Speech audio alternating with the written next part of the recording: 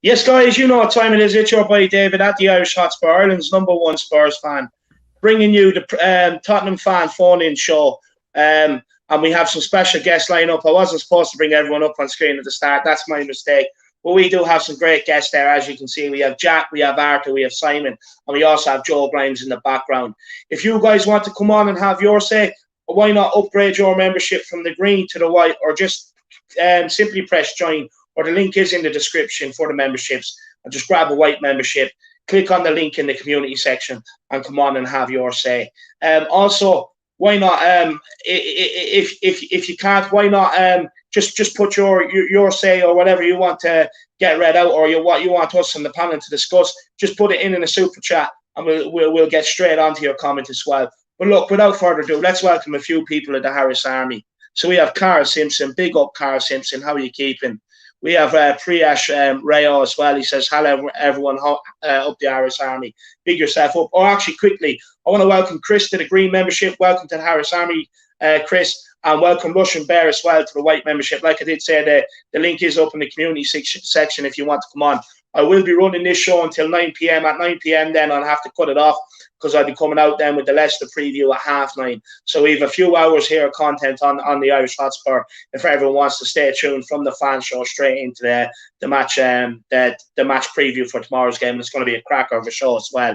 We have Bob Spur lined up, we have Jack Kanicki, and we have Shane from Paxton Road TV. So it's going to be a great show. We also have Kelly JTV. I think it will be Potter. Just hope he has magic wand. We can't have Potter. I don't want Potter. Big up, Mr. K as well. How you keeping, my man? Down at the protest there the other day as well. Big up, Mr. K. Chris, new channel member. How you keeping?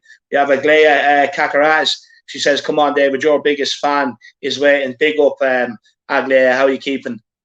We also have Kudos. He says, "Hey guys," he's saying, "Hi everybody. How you keeping, Kudos?" We have Dan Davenport. Big up, Dan Davenport. Of course, channel member here with the badge beside his name. Nuno is the favourite, according to the bookies, to be Tottenham head coach. Look, a lot of people have come out and dispelled that rumour. I don't want Nuno Santos for me. Nuno Espirito Santos for me. I think his football is boring. I really do. It'd be like, we may as well just be watching Finding Nemo instead of having Nuno at the helm. Tottenham Texan as well says, "Let's get this started." Big up yourself. We also have Derek Hutchinson. Big up, Arthur. Well done. We have Will Mabs, the Irish Hotspur, for the new Spurs manager. 100%, man. I'm just waiting for the call. All they have to do is ask, and I'll be there. You can guarantee I get rid of some of these deadwood and tell them exactly what I think of them. They think Jose was harsh. They wait until I come in the door. We have Hot Subaru as well. Hi, everyone. We have Mike Pepper in the building. Big up, Mike. How are you keeping, my man? We also have James Germain. Don't let Enoch smoke and mirrors. 100%. We have Empty Council House as well, saying they want me for manager.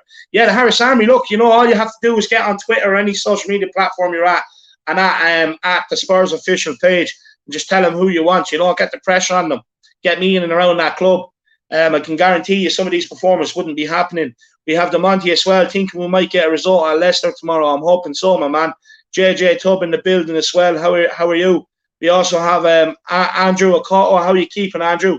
He says, yes, legends. Andrew, you're a legend, my man.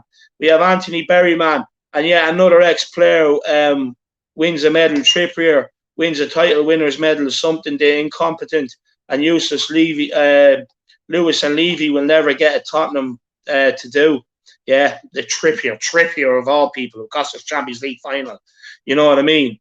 Good David and quietly confident for tomorrow. Big up, Carl. I'm quietly confident myself. We also have Alejandro Perez. Yeah, another Spurs player wins trophies. Yeah, 100%. Congrats to Trippier. Philip Brady, how are you keeping? He says, come on, you Spurs. Philip, the link is up in the community section if you want to come on and have your say, man. Lappers82 is in the building. Big up, Lappers. Ronan O'Donnell as well. Big up, Ronan O'Donnell. We have David Tyson. We have 92 Flamethrower. We have Rob Coyne. We have Jack Chamberlain. Big yourselves up. Killian Kenny as well. Big up, David Harris. I miss everything during COVID-19. Can Harry Kane please join Paris? No, we don't want him joining Paris. Trust me. I don't want him leaving at all. My man, I really don't. But look, welcome Dean Webb as well. Welcome Dean Webb. Web. And like I say, on AV Troops as well. Like I say, everybody, get your thoughts on everyone's comments in a super chat. It really does help support the channel, really does help the channel grow. And plus, if the chat does hop up, it means we're guaranteed to read out your comments as well. But look, let's not waste any time. Let's bring on Jack Kinnicky, a real fan favorite.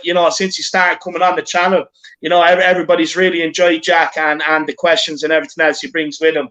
Jack, how are you keeping, my man?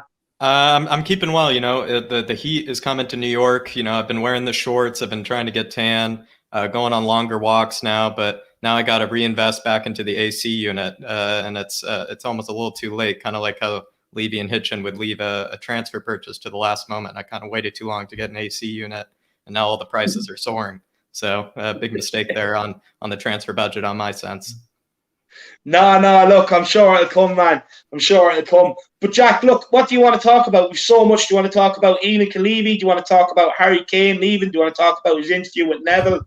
Tomorrow's game, the manager situation. What do you want to talk about, my man? There's so much. I want to start with the interview. I feel like I watched it in full. I kind of almost want to watch it again in case I missed anything.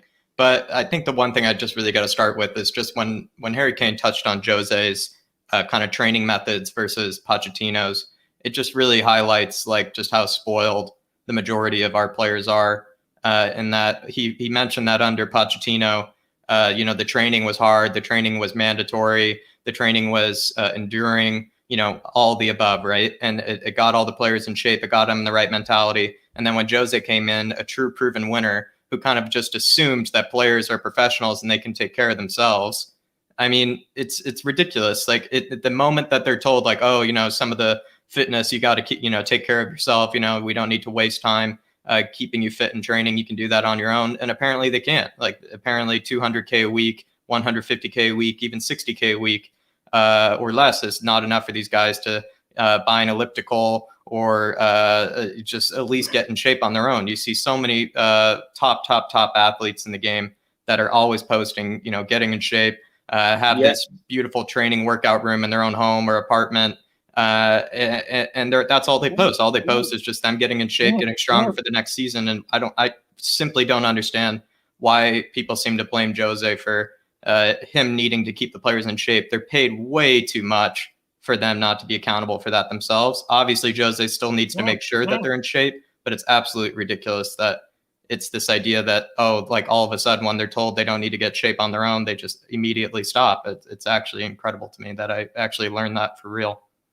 Yeah, like honestly, I couldn't believe it watching the interview, and everything kind of Kane said is kind of reaffirmed and kind of aligned with what I've been saying all season about there being no leaders, no men in the team. Mm-hmm. No one wants to take responsibility.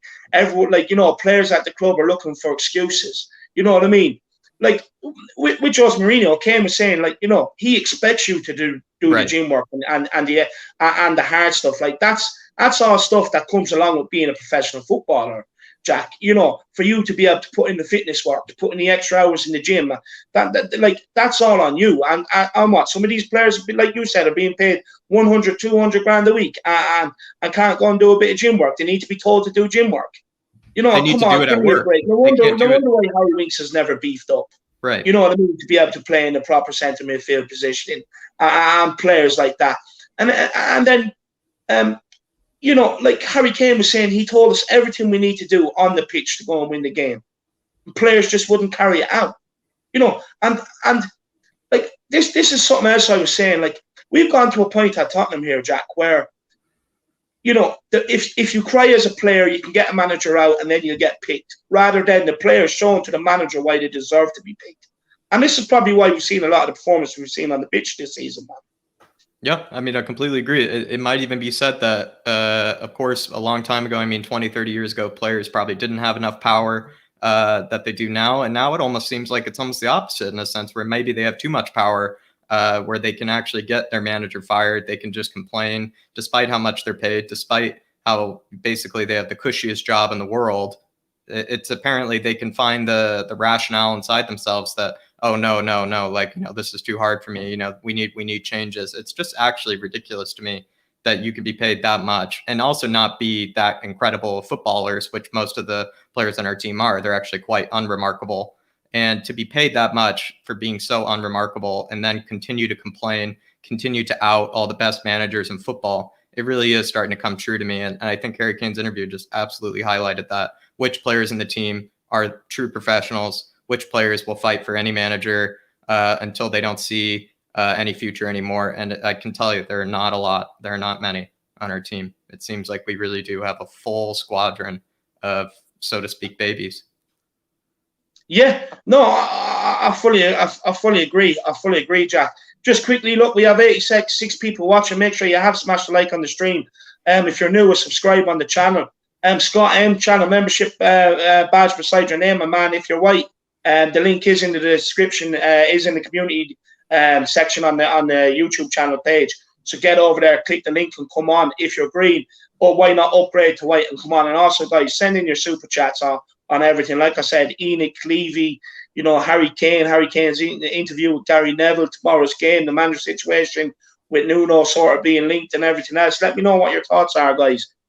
For get them super chats in for me and Jack or whoever's on to discuss your views and your opinions as well. Another thing, you obviously watched the full hour and odd long on the Harry Kane interview. That 100%. And another thing he was saying, look, that he would have to have a conversation with Levy, and that kind of if he wants to go, the club probably respect his wishes. What do you think on that situation?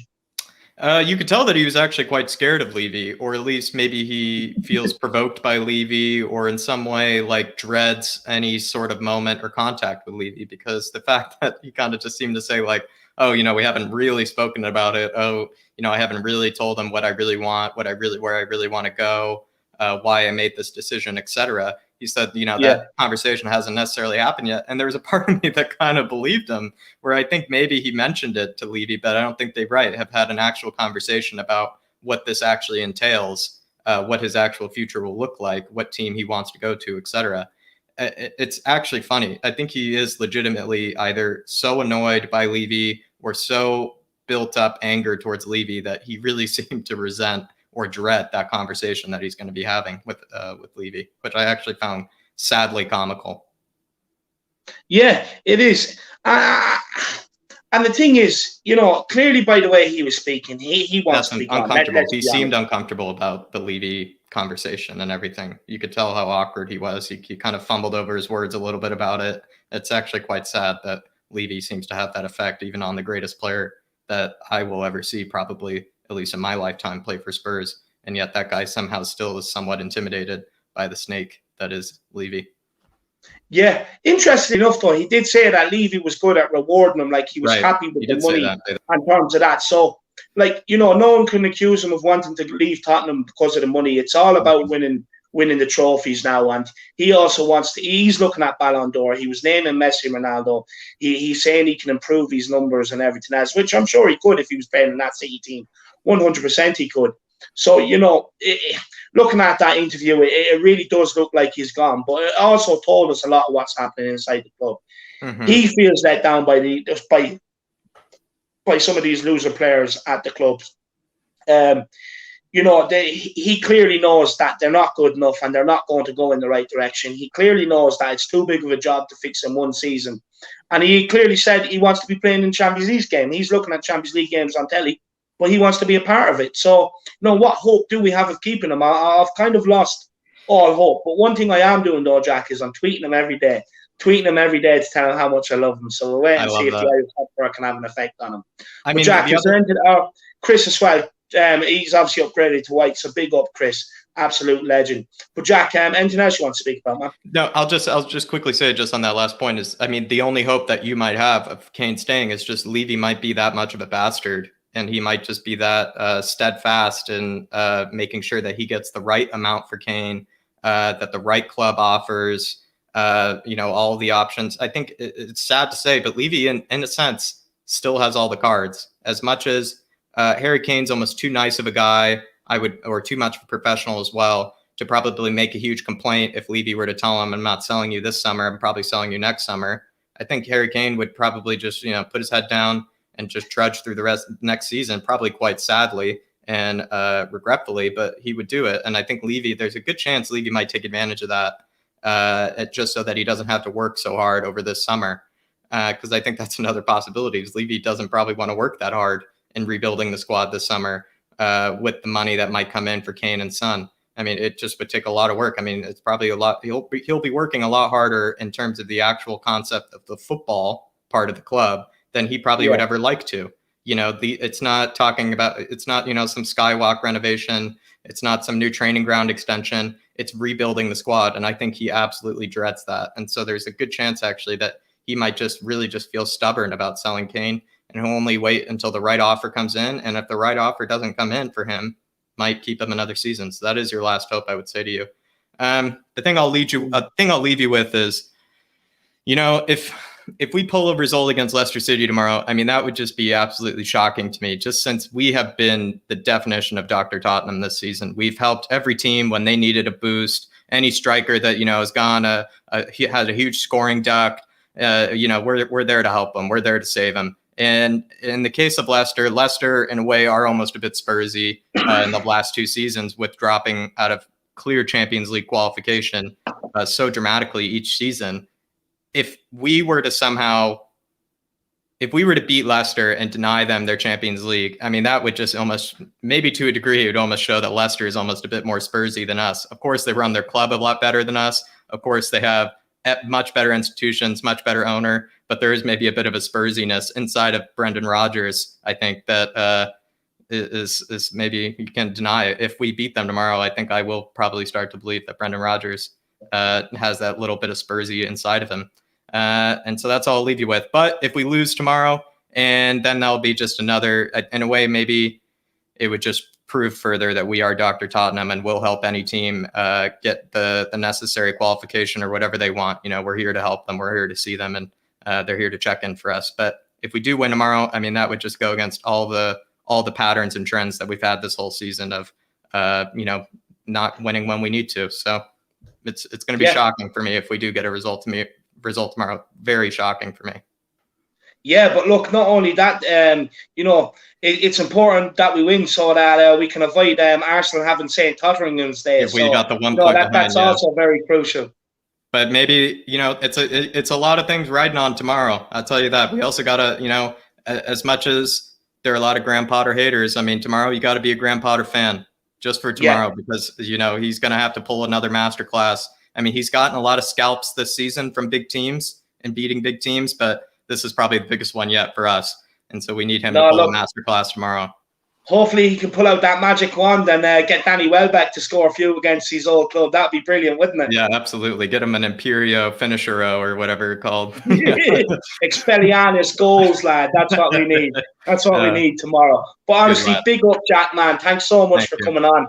And of course, you will be appearing at 9:30 on the preview. So I look forward to my man. Everyone in the comments, the Harris Army, get in and let Jack know how much you love him. He's a great contributor to the channel. Big yourself up, Jack, and see you at 9:30, man. I'll be seeing you later.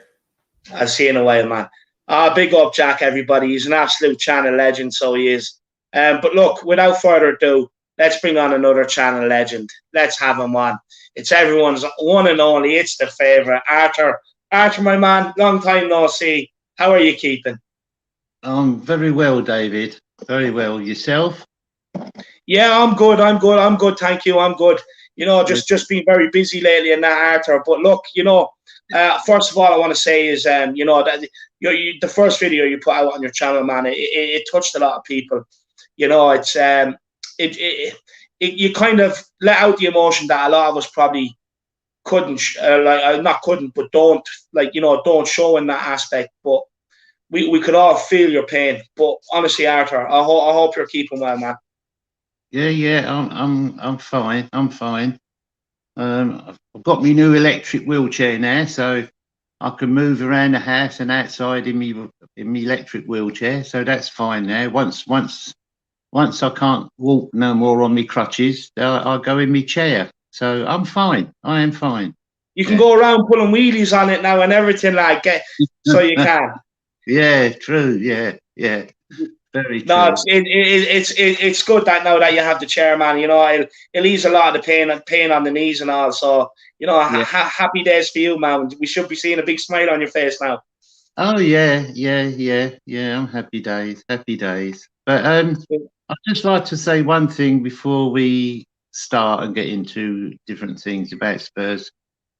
I'd just like to say a big thank you to David. That's you, David, and Oh, Matt. thank you. For I asked you a while ago, should I go and do a channel, and you both said yes because I didn't know whether or not I'd be, good enough or whatever. And you and Matt gave me the confidence to do it. So I appreciate that, David, and I will always be in your debt for that. And I'd just like to say thank you to you and Matt. No, honestly, Arthur, you know, you shouldn't be thanking us. Look, the way I see it is, you know, everyone knows what they're talking about when it comes to football. Everyone has a lot to say, and sometimes it's like you said, it's just about getting the confidence, you know, and just sitting there and doing it and starting it, and that's what it takes sometimes. Sometimes you just need a little someone to push you, Arthur. You know, so look, I always thought you'd be brilliant anyway. You've always come on, you've always spoke well. You know, everyone seems to love you, man. And to be honest with you, I'm so happy to see your channel grow as quick as it is. Everybody, please get over and subscribe to Ask Arthur. I beg you, please. You know, give the man your support. He really does need it. You know, and he's getting it as well. He's getting it from the fan base. A lot of the fan base behind him. But Arthur, honestly, you have nothing to thank me for, and you'll never be indebted to me, man. It's all about you, man. Thank you very much. I appreciate the kind words, though. I really do. I really do. But look, Arthur, look, there's so much to get into. What do you want to start with? Well, I want to start with, where do you start? This we'll start with, I suppose. Look, we'll start with Levy and Enoch, I suppose, because that's what upsets you the most. So we'll start with them. Right. What's your views? Enoch, Levy, and Joe Lewis are at a crossroads this season with Spurs. They can do two things.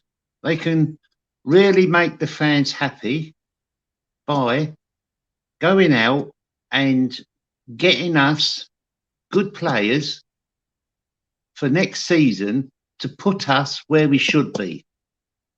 You know, we're Tottenham Hotspurs. We shouldn't be down in 7th or 8th place. We should be knocking on the door for top 4. But they're at the crossroads. They've the Bald, Levy, and Lenik this year to put us forward or put us in the dumps. Put us in the dumps, I mean, is not doing nothing for this club, you know? And they've got to do something for this club. We don't even know what the manager is yet, so we don't know, what he's going to, who we've got. It could be the man in the moon. There are so many bloody people, to be the manager. And who do you want as manager, Arthur? Oh, God, who do I want? Take your pick. To me, they shouldn't have got rid of Jose yet. They should have, if they wanted to get Jose, they should have kept him to the, the end of the season. Because I don't think we would have lost. I don't think we would have lost to Manchester City in the final. I think we would have beaten Manchester City in the final. I believe so too. But look, Arthur, the reason why they sacked him when he did, it's not on a footballing decision. It's based on a business and a money decision. They sacked him when they did because it was cheaper to do so. Yeah, but they put money over another trophy. Yeah, but they're still paying him next season. They're still paying Levy. They're still paying Jose £10 million. He's getting £5 million off of Roma, and we're paying him £10 million on top. Yeah. See, but look, I fully agree with you. The thing is, I think it was rumored it'd be 30 million if they didn't sack him when they did. Yeah, but look, I fully agree. No matter how much, they're still paying him next season. It's a complete load of bollocks, to be honest with you, Arthur. Yeah. They should have kept him. let him see out the rest of the season and let him then have the cup final, in my opinion. But Yeah. look, to be honest with you, a lot of that falls on our fan base because a lot of them were screaming for Josie out, Arthur. Oh crikey, yeah. He was on a losing streak. He couldn't win. He just couldn't, because the way he was getting a team to play wasn't good for the fans. They wanted the old Spurs way, one touch football, and we didn't have the players to do that. Josie had to work in with the players what we had. We couldn't play the one touch football. We had to play the Jose way, all right, which some supporters think it was boring. Me, it wasn't. I'd sooner win 1-0 than lose 3-2, and people say, "Oh yeah, but we played really well. We played the old Spurs way." Yeah, but we lost 3-2. To me, there you are. That's my own opinion. And Archie, you're spot on. Look, I have to say, I fully agree with you. I was saying it to months for people. You can sit here and preach about playing the Tottenham way. We don't have the players, right? But then, and look, you did have fans coming out even before that. But I'd rather play the Tottenham way and lose. And I'm sitting there, and I'm going red in the face, with anger and embarrassment. Like, you would rather lose, you know what I mean, rather than doing anything to win. But look, I see Jack Sarker put in a comment there, and he was saying, Kane is leaving because Mourinho's gone. Do you think that probably has a bigger sway on his decision of maybe getting out of Tottenham, especially listening to his interview with Gary Neville yesterday? Because Kane actually really enjoyed playing under Jose. That's what he said. He said, Jose would do anything to win, and so would I. And you know what I mean? So do you think maybe that has had a massive effect on Kane's decision? And just quickly, everybody, make sure you get in your super chats with your comments, your opinions, and your views, and if you have any questions for Arthur as well. But Arthur, back to Jose. Do you think maybe Jose getting sacked had a big decision on Kane wanting to leave this summer? Yes, I do, because I think under Jose, he got Kane playing a lot better than Poch did, because Kane now is coming back, isn't he? And he's not only scoring goals, but he's assisting in goals. He's moved his way back, from up the forward line back into the midfield. So if everybody wants my opinion is that Levy will not let Harry go. He will not let Harry go this season. He will not let Son go, and he will not let what's his name? Heidelberg, is it in the? Oh, Højbjerg. Yeah. He won't let those three players go this season. There's no way, because he's got, like I said in the first place, he has got to either put us back on a pedestal, or we're just going to go backwards, And the only way we're going to get the board out and Levy and all that lot is if somebody comes in who's going to pay the money to buy the club. Yeah, that's the only way they're going to go. Levy will still be here next season. Joe Lewis will still own the club, and the board will still be here. The board and Levy, they have got to get their finger, pull it out their arse, and look what they've done. Look what they've done to this club, and make us all proud again of this club. At the moment, it upsets me the way Spurs are playing. It really upsets me to the way that they can play and the way they have played. That's why this season is such a big season in the summer for us. We've got to have the right manager. We've got to have the right players, because the players what we've got now, like you said, with many times, David, they just pack up. If if the manager shouts to them, they cry and go, "Oh no, I'm going to tell the headmaster," which is Levy. You know what I mean? They go, they go crying to them. If they work them too hard, they don't like it. But Christ Almighty, they're getting paid anything between £60,000 a week to where Kane is £200,000 a week. You've got to put it in to get it out. And then first of all, they're not putting it in, so nothing's coming out. 100%. But Arthur as well, these are footballers who all grew up with dreams and aspirations of playing professional football. All grew up with dreams and aspirations of winning a Premier League, lifting an FA Cup, lifting a League Cup, representing the country, going to World Cups, going to Euros. And where has that been lost along along the way, where now, they're just like, oh, sod it. I'm not going to do any gym work today, or I won't do any gym work because I'm not being told to. When have we lost, players having the motivation and the want to be better every day, the desire to be better, the desire to be fitter than everybody else, the desire to practice harder than everybody else, the desire to work harder for everybody else? Where along the lines have we lost that? And just quickly, Emily Dunn with the super chat. Big up, Emily Dunn. I really do appreciate it. True ambassador of the Harris Army. She says, get those super chats in, supporting the Harris Army. Big up, Emily. I really do appreciate it. Everybody else, feel free to send in a super chat or two if you want to help support the Harris Army on the channel. But Arthur, back to the question. Where has players lost this hunger and desire along the way? They've got too much power. The players have got too much power, David. If they don't like the manager or certain people, the manager will get sacked before the players get sold, in my opinion. It always comes down, never mind, lads, let's get the manager sacked and let's get another manager in. Yeah. They are not bothered, some of these players. They're not bothered. They get their weekly wage and that's it. They just are not bothered. And that breaks my heart. It breaks my heart to see players playing for this club who couldn't give a monkeys.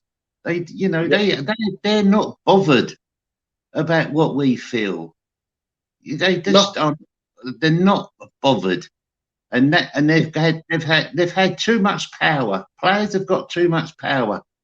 Yeah, but Arthur, if I could ask you to send out a message, right? To the players and to Levy out there right now, for instance, for how much it's hurting you that you see they're not bothered. What would you say to these players? What would I say to these players? I would say, go and look at the old team, the old 60s team, with Bobby Smith, Cliff Jones, Maurice Norman, Bill Brown in goal, and have a look and see how they play and how much they put it in and how much wages they get to what you're getting. Bill Nicholson would come out of the ground, I think, and kick them all up the arse if he could, because they're players these days are not trained like they used to be trained, and they're just not playing how they used to and should play, and it all comes down to power. The players have got too much power, and that's it. If they want a manager out, they get him out. Look what's happened to Spurs.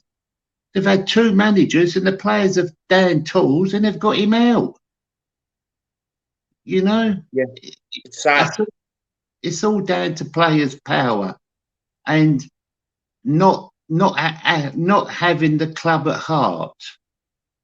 They've not got the club at heart, not like the old players have. Yeah, and did have. They haven't. The only one really what's got really at the heart is Harry, because he's come through from being a boy. But they don't care if we lose. If we lose, we lose. Like you Yeah. said, look at Dele Alli and Grealish in a cup final there, or Oh, the other day when we played Aston Villa, yeah. laughing and joking. Winks That's asking him, can he plait his hair, Arthur? Imagine that. yeah, it's that's not on.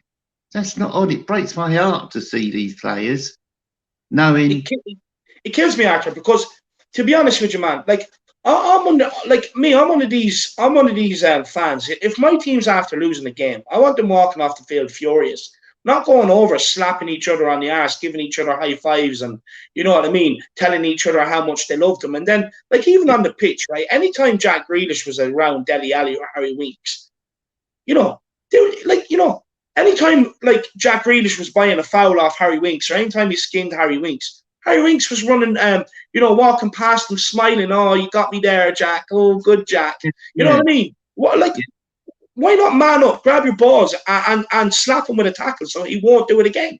You'll think that, twice about trying to skin you next time. that's right. That's what you should have done.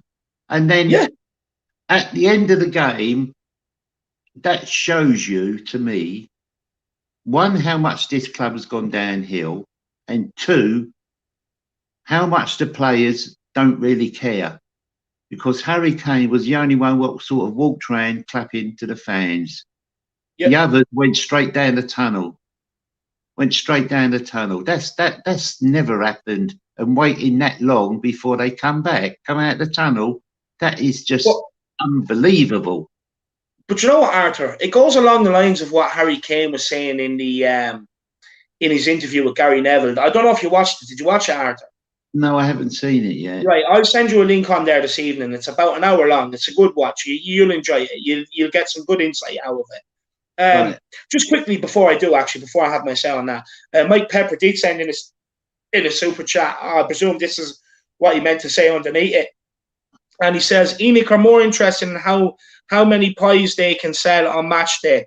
Hashtag ENIC out. And I could not agree more with you, Mike Pepper. That's it. It's the truth. But you know what? The people that got burgers at the game the other day, did you see they were raw? See, they were raw. Weren't even cooked properly, man. So some fans probably went home with a bit of food poisoning or that. You know what I mean, Mike? But big Yeah. up, Mike. I really agree with you. He says ENIC out. So big up, Mike. Great super chat, my man. I really appreciate that. And it just says everything. They are more concerned about selling pies. Then Yeah. they're more concerned about selling pies than lifting trophies, to be honest with you, Mike. Big up for the super chat, my man. But Arthur, yeah, so what I was going to say is, like, so the way you were saying there about Harry Kane, the only one walking around at the end clapping, right? It goes to what Harry Kane was saying in the interview, because Harry Kane was saying, like, for instance, a lot of players stopped doing the gym work because they weren't told to do it, even though they shouldn't be told to do it. Being fit and professional and having a desire to work hard and doing the extra things should come along with being a professional footballer. That's just down to desire. And basically, because they weren't told to walk around straight after the final whistle, they didn't, went down the tunnel. Whereas Harry Kane was saying, like, I'm a leader, I still do my gym work every day. And yet he took it upon himself to walk around at the end of the game and give the fans a clap. Now, again, it just shows the disconnect, Arthur, because Harry Kane doesn't need to be told to do something, but all these little followers do. Yes, that's right. That's right. I agree with you there, David. They shouldn't be told to go and do extra gym work or whatever. They know that they should do extra gym work because our club is not fit. They're not really fit.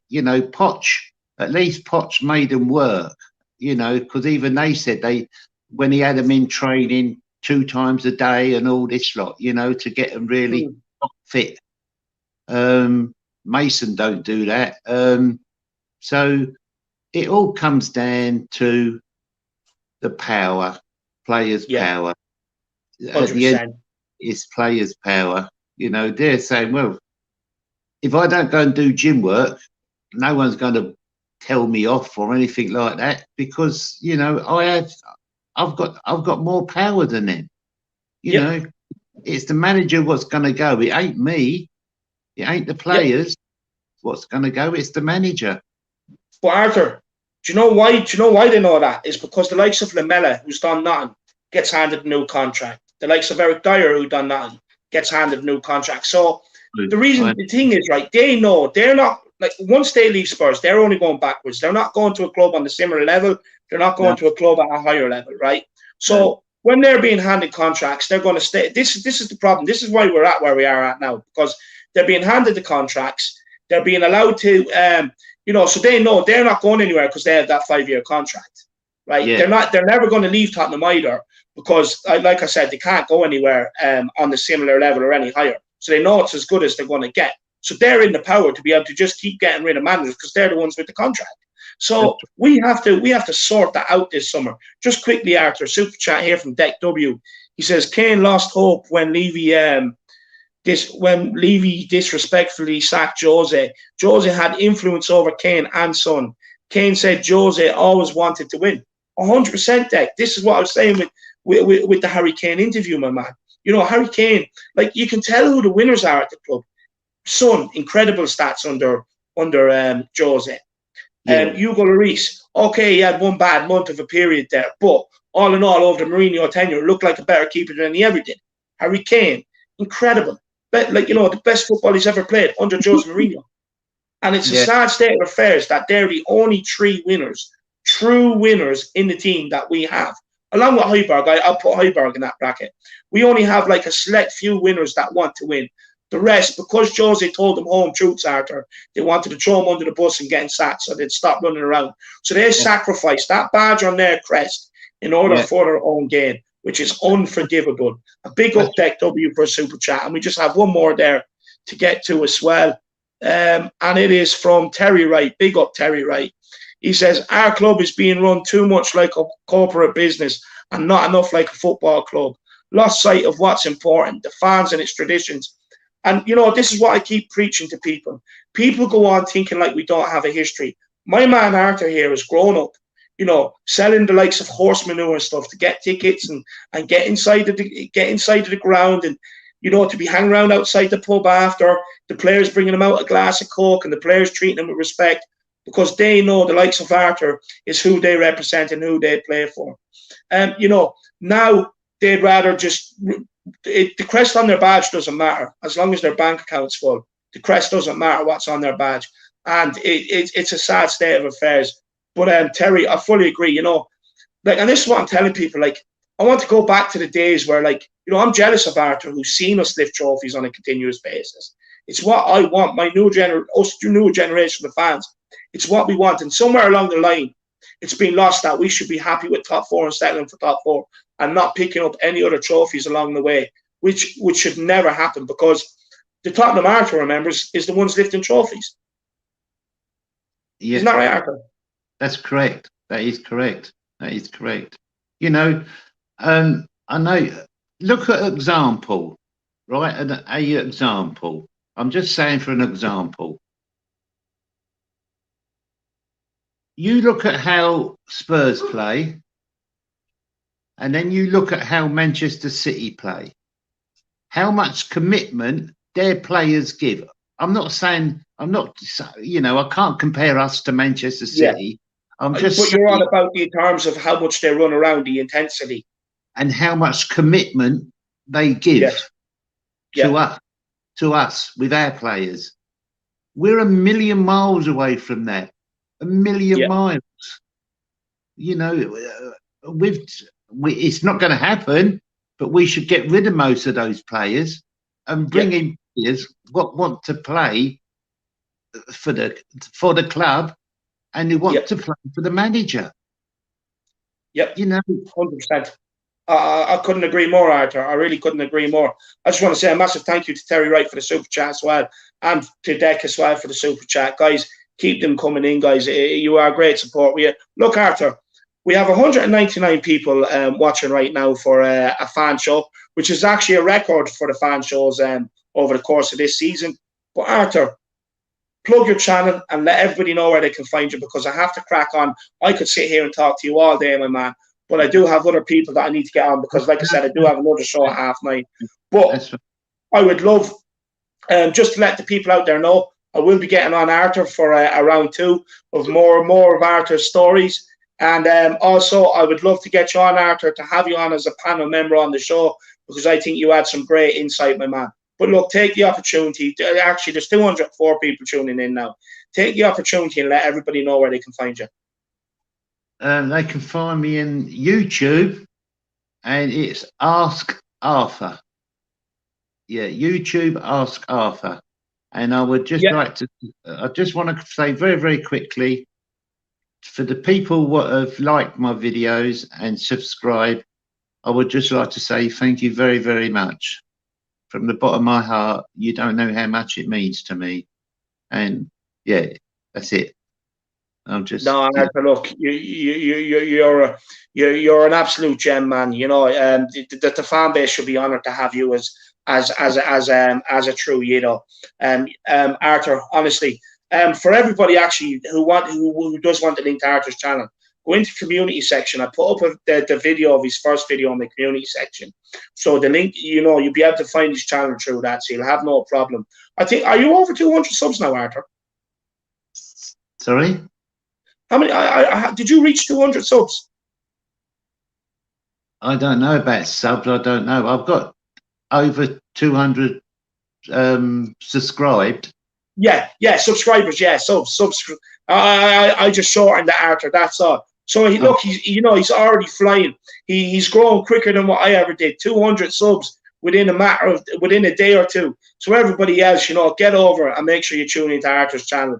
I can't wait to see more and more content coming out, Arthur. But the thing I really was surprised about, which you told me, I think I'm right. I could be wrong, but no, don't quote me if I'm right, and don't mess me up. Don't tell me I'm an idiot.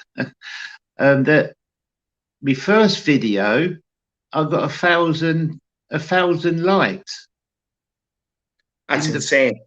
In the first day.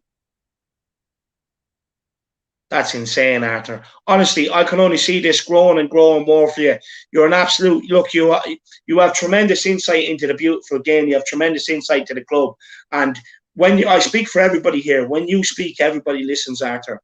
You have that rare ability of being able to grab everybody's attention. So I want you to keep going. And I just want you to know I will do everything I can to keep supporting you on your YouTube journey, Arthur. And we have a super chat here from Colin Lunsden. Big up, Colin Lunsden. I really do appreciate it, my man. And he says, Arthur is a true fan. Big respect for you, Arthur. Big up, Colin. Absolute legend, man. I really appreciate that. And I know Arthur does too. Arthur, would you like to say anything to Colin? Thank you very much, Colin, for your,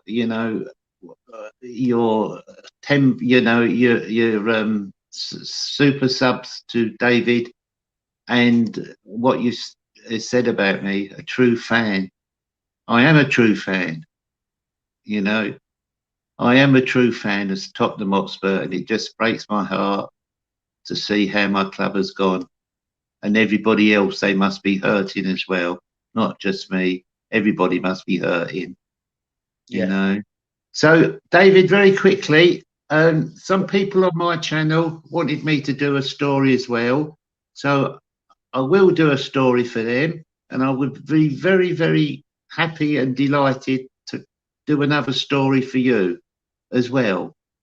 No, it'd be a pleasure to have you on and listen to more of your stories, Arthur.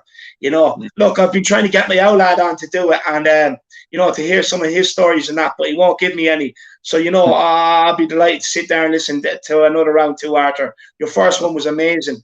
Everybody that's watched it absolutely loved it. Great reaction off it. I knew it'd be good. That's why I asked you to do it. I knew it'd be good. But I'd love to have you on again. And just keep going with your channel, Arthur. Anything I can do, man, I would be more than willing to help you out. I'm really, really pleased and happy that you would help me like that, David, and I do appreciate it. Because I'm going to tell. Of course, look, my parents raised me well, Arthur. They've always raised me to help people and do what I can for people. So I always stand by that, my man. Yeah, because I'm going to tell them some of the names of my friends, what the little gang we used to go in. We used to call one of them Short Arse, and then the other bloke we called Dickhead, but that wasn't a rude time then. That we called him Dickhead. And the other one we called Florence Nightingale, and all this lot, some of them are real funny, I tell you. Some of them are real funny. You won't believe. Look, I really look forward to it. I really do. I can't wait for it. But Arthur, look, I don't want you to give too much away, you know, because we need to keep the suspense building for some of these people, my man. You know, especially for your channel and for the round 2 on the Spurs story. But look, I do have to let you go, Arthur, and I'll be in contact. All right. Yeah. Oh, and just very, very quickly, on my first story, I forgot to say that Bill Nicholson's wife is buried. Some of her ashes are at the same place where Bill is. Bill Nicholson. It's where the 2 grands cross. Oh wow! Where, you know, when they built the new grand, the first time it went across the old grand's outline, that's where Bill Nicholson's and his wife ashes are. There. I forgot to tell you that in the first place. Oh wow, that's amazing. That's amazing. No, Yeah. thank you so much for that insight, Arthur. I appreciate that, my man. Okay, that's fine. Well, good night then, David, because you've got other people to see and you've got another channel to go on to later on.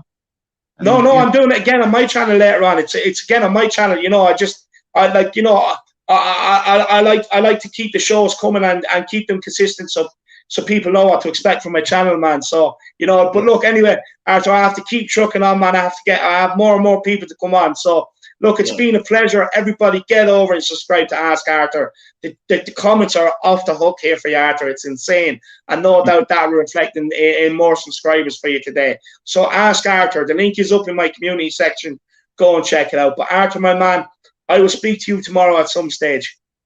Okay, David. And good night, everybody. Keep safe, everybody. Good night. Good night. See you, Arthur. Good night. Bye-bye. Absolute legend, guys. Arthur is an absolute legend, so he is. Big up Colin Lunsden for that super chat as well, my man. And what's the story? He says, Levy will look for every penny when he tries to sell our deadwood. That's why it'll take another 5 years for a rebuild. Then we will start another rebuild, and on and on and on. The man is a rat, 100%. I couldn't agree. I could not agree with you more. Just quickly as well, we have 2 more super chats to get to here next before I bring on the next guest. Aglea Kakaratis with the super chat, and she says, Arthur's Army, Bill Nicholson will be proud of you. 100%, 100% Aglea. Another true yid.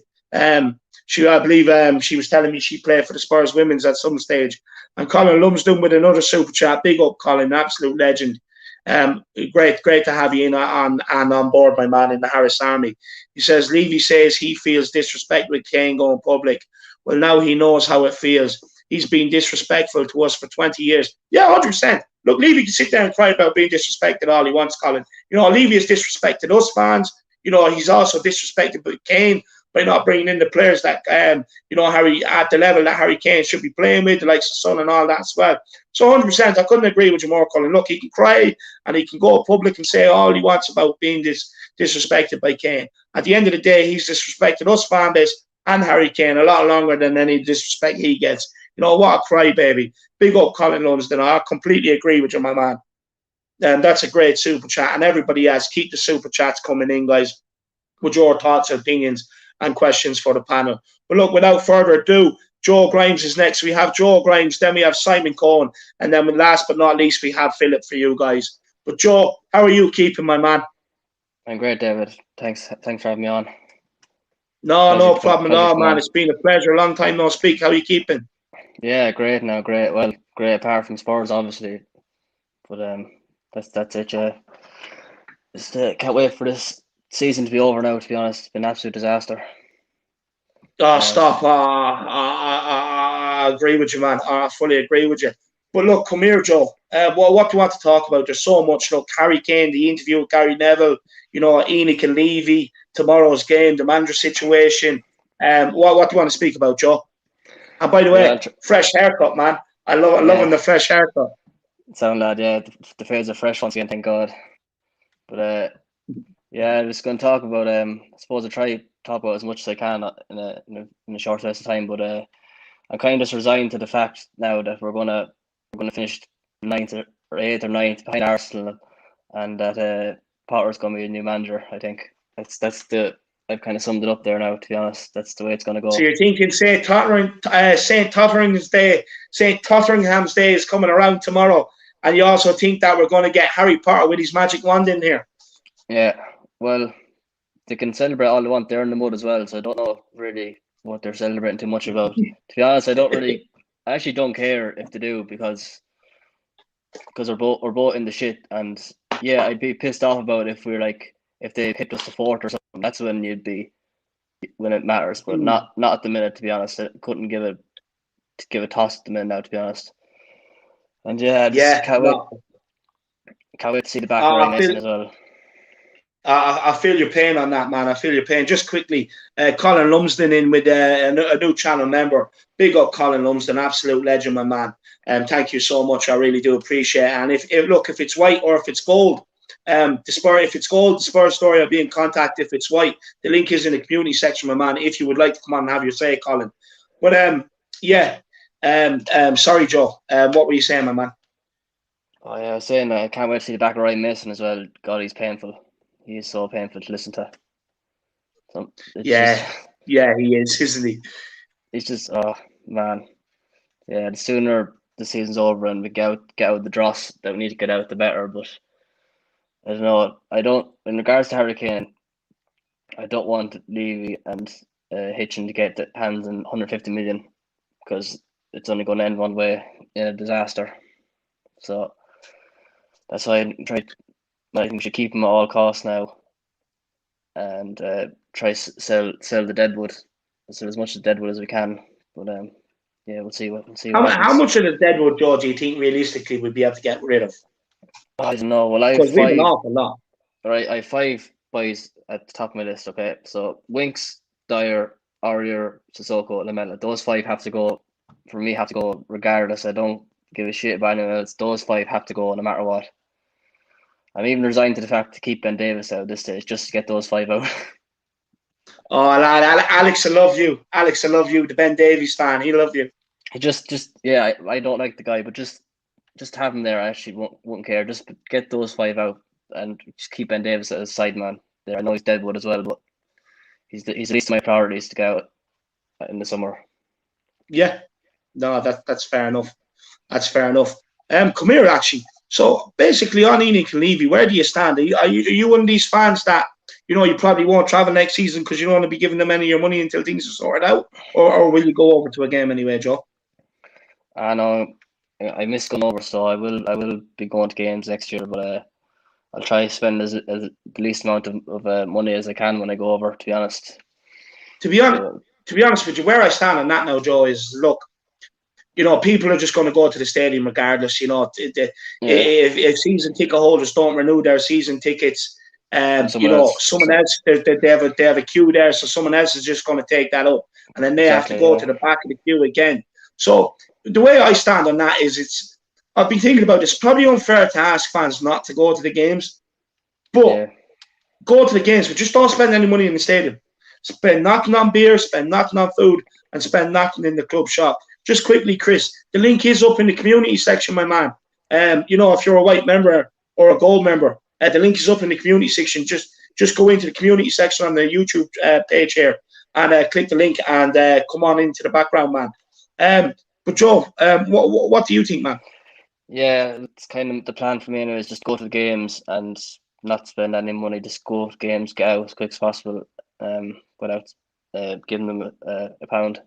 But yeah, just hopefully I can't see next season being as bad as this season, man. To be honest, I never felt such a disconnect between me and the club. Like, I haven't worn a Spurs top since the cup final. Like, I'd rather wear a Mayo jersey than wear a Spurs jersey at the minute. So that kind what jersey is that? It's a Mayo one. I'd rather wear a Mayo jersey at the minute than a Spurs one. Yeah, it's a nice jersey, lovely colour green there, lad. It's a lovely colour green, I have to say. But no, look, I feel the same, to be honest with you. I only started putting on my jersey.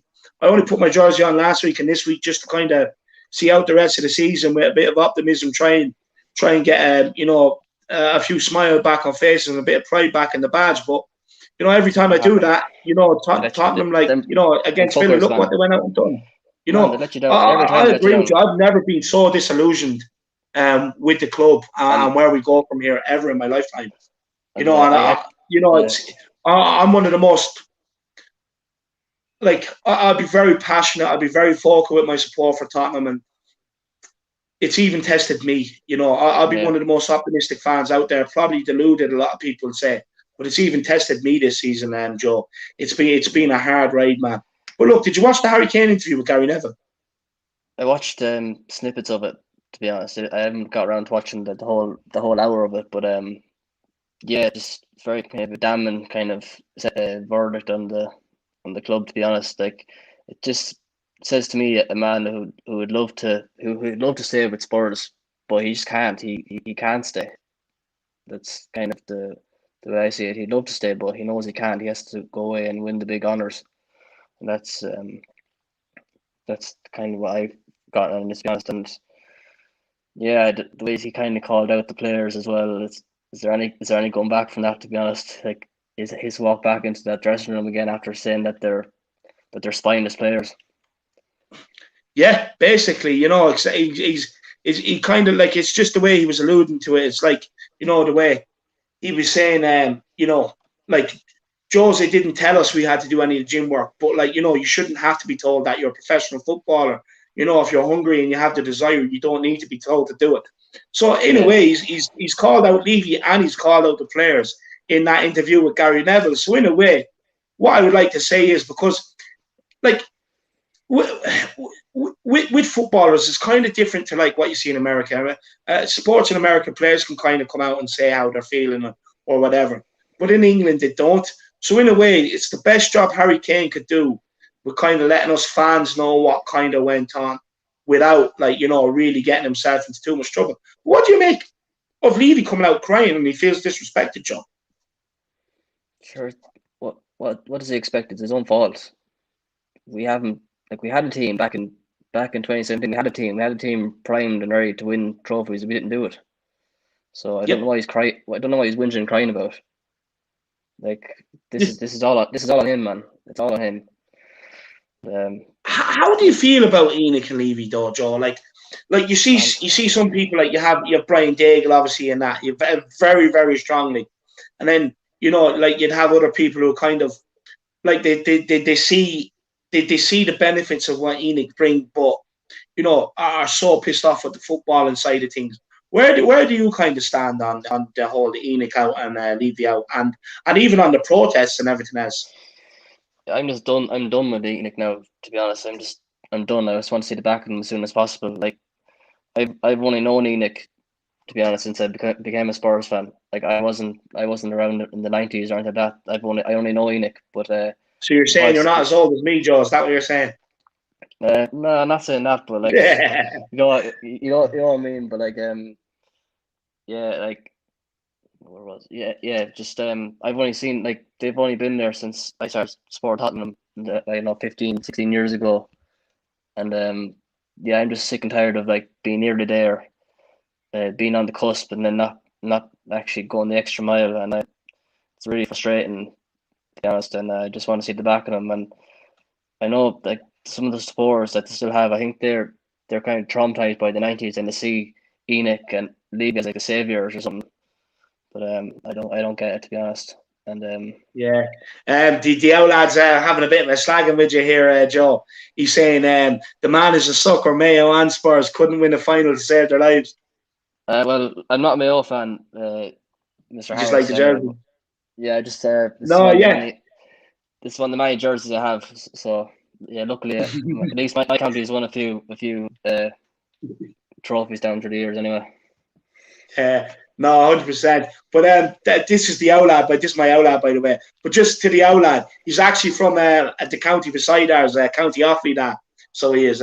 We're from County Kildare, so look, we can't really say much either. Kildare let us down all the time as well, so they do.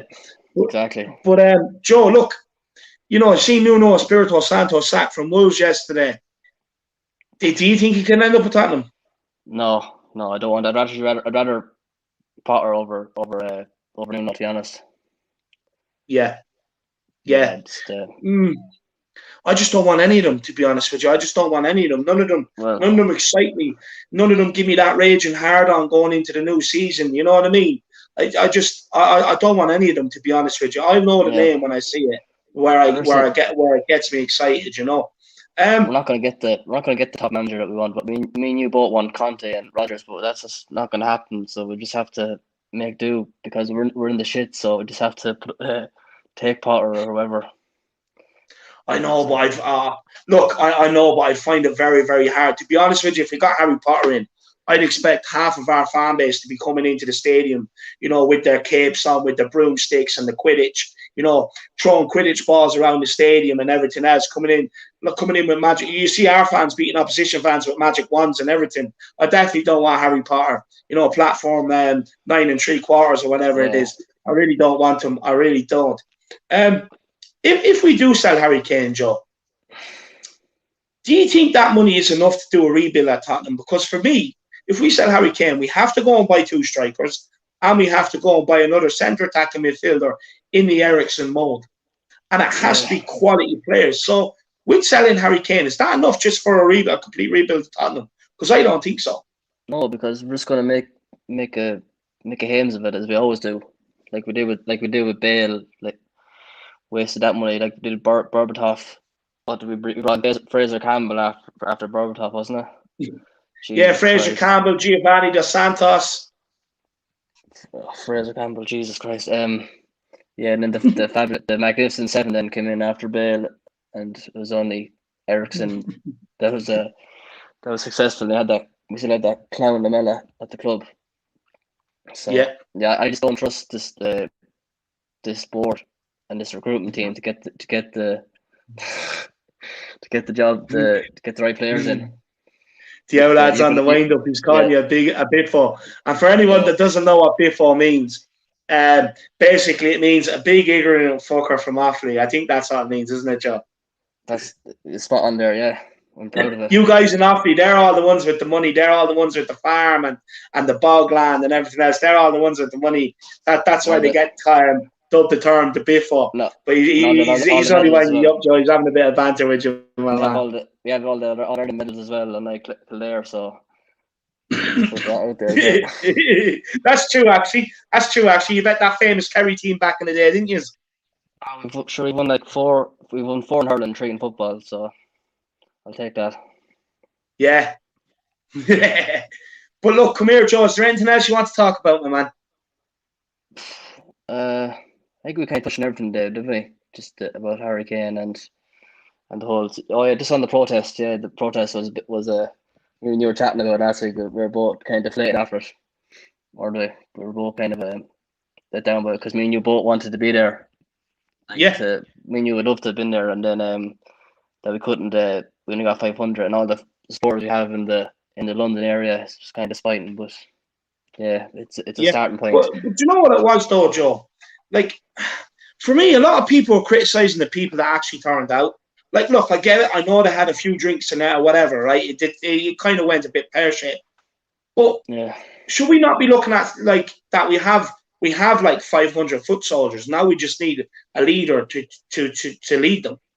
Yeah. Or do you still criticise the people that are there? Because look, I know that obviously the likes of me and you would love to be there, right? We would love to be there. But what if we turned up and there was no organised thing? We probably would have ended up doing the same thing with Irish, man. Yeah, that's why it turned into a piss up in the end, because them boys just got bored and they just didn't know what to do. That's why we needed someone. We needed like a few organisers. Like we needed just coming from experiences like seeing protests here in Ireland. They usually march from the country down to the government buildings and there's always like a big huge stage there and everything. So we need to do something like that, like start from Seven Sisters Station down to the stadium and have a big massive stage there with a few speakers.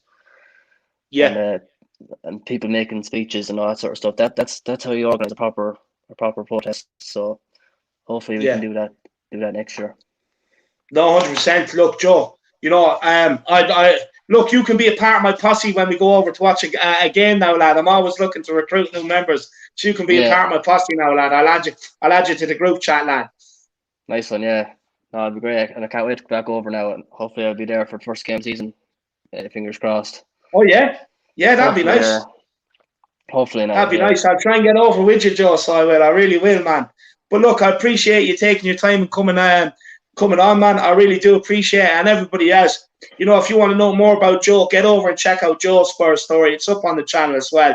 You know, a great story. I really enjoyed listening to it. And of course, the Harris Army, you know, he's a regular on these fan shows. Get in the comment section and let Joe know how much you love him. Big up, Joe, and I really do appreciate your time, man. Yeah, good stuff. Thanks for having me on, David, as always. And whenever you can hit me up, whenever you want me to come on, I'm always able to make time to come on this channel. No, 100%. Look, I will be getting the Irish panel running up over the summer now. After the season ends and getting the break, so I will be getting that up and running. And of course, you're on it, man. So 100%, I'll be keeping in touch and getting you on. Nice one. That's perfect. Great stuff. Right. Thanks, everyone. Thanks, Joe. Good night. I'll see you, man. Good night, guys. Cheers, Dave. Thank you. Big up, Joe, lads. Absolutely, I have great time for Joe. I love him. I think he's brilliant. But look, you know, we're going to go now. We'll be going now until 9 o'clock. We've 3 more guests to get through, so it's 15:15 now. So we'll be giving them all 15 minutes each. So let's bring them on. And look, the next one coming on now, he's another one of my favourites. We have Simon Cohen, then we'll be bringing on Philip, and then we'll be bringing on Chris, 2 other guys who are patiently waiting in the background. But Simon, a.k.a. David Ginola, how are you keeping, my man? Yeah. Bonjour. Bonjour, monsieur. Comment ça va? Je m'appelle David. Oui. Yeah. Merci How beaucoup. are you keeping anyway, Simon, man? Do you know what? The day we lost to Leeds, the only positive I had that weekend was having you on the fan show, because you were absolutely loving life that day. It was brilliant to watch, man. Yeah, I was in a good mood that day until the result. We need to have you in a good mood every day. You're brilliant, man. Oh, no, thanks very much, Dave. So how are you doing? All good? Yeah, I'm all good. Look, apart from Tottenham ruining my life, you know what I mean? I'm all good. How are you? Yeah, pretty good. Yeah, I'll be glad when tomorrow comes and goes, and bring on next season, see how we do next season. Yeah, no, 100%. I'm at the stage I never thought I'd ever say it, but I kind of want the season to close now and just come into it next season, refreshed, fresh start. But look, Simon, we've so much to get through. Enoch Levy, Kane, you know, he's wanted. Also, Kane's interview with Gary Neville. You know, do you want to talk about tomorrow's game, the manager, the summer that we might need to have? What would you like to talk about? And just quickly, everybody, there's 189 people watching. Make sure you have smashed a like on the channel or on the stream. Subscribe on the channel if you're new. And also, don't be afraid to get them super chats in or grab a channel membership if you're jealous of the likes of Simon, Arthur, Joe, Jack, and the other guys that are about to come on. You know, grab your channel membership, grab a white membership, because I'll be doing these 1 a week, but I might even up it to 2 a week over the summer, just to give Spurs fans a place to come and vent and, you know, come and have their say, because we all need the therapy. But Simon, where do you want to start, man? We have so much to dissect. I know. The manager situation. Who's going to be our next manager? I know who I'd like. A few people have mentioned Conte. That's not going to happen. He just won the league with Inter Milan. Also, Simone of Atletico Madrid. I believe they've just won the league, so that's another no-go. Yeah. So who's left? It's Potter, Parker. They're talking about Martinez. They're the 3, aren't they, really, that come to mind at the moment? There's a possibility, you know, one of them could be getting the job, and I'm hoping it's not going to be any of them, but probably will be one of them 3. Because if you had to pick one, who would you pick? I suppose I'll take a chance. Well, I'll probably go for Potter, really. He does play pretty good football, and I don't want to see Scotty Parker. I know he's a Spurs fan. He played for the club, blah blah blah, but his team just been relegated. So really, Martinez, I don't think he'd be very good with our, with whatever defence we got. He's more of an, all right, he likes attacking football, but our defence needs sorting out. That's the priority. I was actually listening to someone speak about him there the other day, Simon, about Martinez. And they were saying he's a great football mind. That's but right. What Martinez's problem is he thinks into it too much. Yeah, it didn't he really work. Overthinks things, and that's what they were saying his problem is. Or he would be a world-class manager. But I agree with you. To be honest with you, I don't want any 3. Me personally, though, if I had to take one of the 3, me personally, I probably would prefer Martinez. Just because he's managed Belgium, he's managed some of the top players in the world. And that would be my logic behind it. But I don't want any of them. Yeah, but it didn't really work at Everton, did it, with Martinez? his team Yeah, conceded a lot true. of goals. So no, I don't think it will be Martinez. I've got a feeling it's going to be Potter or Parker. The cheaper options, yes men. That's Yeah, Levy's ideal. Levy's ideal managers is yes, like they'd be like the yes men. Parker and Potter, two yes men. So I'm pretty sure it's going to be one of them. But like I said, ideally, I'd like to see Conte Simone. That's not going to happen. yeah, But we need to get that sorted out, and then obviously sort out the Harry Kane fiasco. Obviously, he wants to leave. I saw a clipping of the interview the other day with Did you watch Neville. the full interview? No, I've only seen about 5-10 minutes, but we all know he wants to go. And obviously, if somebody coughs up 150 million, which I think he is worth, then let him go. But obviously, Levy won't sell him. I don't think Levy doesn't want to sell anyway. So this is going to drag on. So probably August the 31st, and he'll probably end up going then. It's going to be a long drag out. What's the name with Harry Kane? It's not going to be all done before the Euros. That's not going to happen. It's going to go right through probably to August the 31st. So make him sweat and say, okay, you got my blessing, you can go, and then we'll get Christian Benteke in on the 31st of August as a replacement for Harry Kane, and the rest to be paid towards the debt. Yeah. No, look, I just, for me, look, There's a lot need doing. fully There's get a lot this, need right? doing at this club. There's a lot need doing. Sorry, Dave. There's a lot need doing at this club. Yeah. Really got to get the Deadwood out the team. Got to sort out Kane. Obviously, Son hasn't sorted out his contract yet. Is he going to sign? Or perhaps he might think, I'm not going to stick around now with a new manager. And if Harry Kane's going, he'll probably say, I want out, especially with his father behind him. Because his father wants the best for, Son, which I get. So he's probably saying, Harry's going. I think, mate, I think don't sign his contract and, we'll get you a move somewhere. So strong possibility Son will be out the door. And we're in a mess. We're in a mess, Dave. This is the biggest mess I can think of for a long, long, long time. Wow, do you really think so? Well, the worst time I can think of is when we got relegated in the 70s. We went down to, what was it, second division or whenever, 1974, 75, when we got relegated. Well, it's a sham. This club is a shambles, and I put it all down to Levy. Not back in Pochettino a couple of years ago when we should have done. We've still got the Deadwood sitting around. I've written down the list of players that we should be getting rid of. There's about 8 or 9 players that should be out of this club. That should have gone years ago, but they're still festering. What 8 or 9 players would you get rid of, Simon? Aurier, Sanchez, Davis, Dyer, Ali, Lamela, Sissoko, Winks, Rose, and obviously Vinicius is going back to Benfica. Jeez, you didn't even hesitate there. You're straight off the bat. You're quick there. You must really want them gone. Some of these players have been hanging around, sitting around like Ben Davies has been sitting there picking up his weight. There's players there that should have gone years ago. It should have been shipped off years ago. Lamela should have gone years ago. Sissoko, Winks, Rose is still sitting there picking up his wage. You know, it's a complete blasted mess, all this. It really is. And I put it all down to Levy. It stems from the top, Dave. It stems from the top, and Levy's got to take the can for this. For spending, worrying about the stadium and the training ground and with the skywalk. He's taken his eye off the team, and now it's come back to bite him on the backside, big time. Yeah, massive. Look, Simon, just keep speaking, man. This is your 15 minutes. I'm enjoying listening to your answer, man. That's the players that like out, but obviously Levy will play hardball when it comes to how much he wants for him. So that's going to go on and on and on. He may ship off maybe 2 or 3, but he won't get rid of the 8 or 9 which I've mentioned. So some of them will still be hanging around next season. We need to get rid of all of them, all of those players that I've mentioned, and then obviously with the Kane situation, like I said, I can see that happening towards the end of the transfer window, and then like I said, we'll probably get someone like Benteke in, blah blah blah blah blah. And like I said, probably a bit Potter or a what's the name?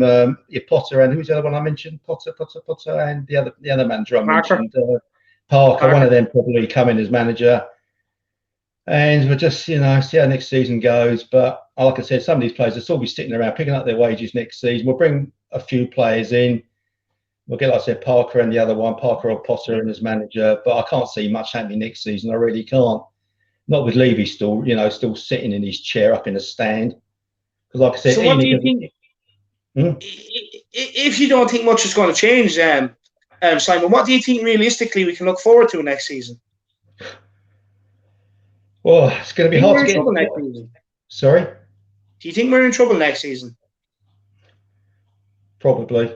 With Levy in charge, with Levy still there, yeah, of course we're going to be in trouble. Because he's not going to. Yeah. We need a lot of money. All right, we need a lot of money spent. We need to get rid of the deadwood, as I keep saying. We need a lot of money spent on this team. We really do. And the only big money we're going to get is from selling Harry Kane.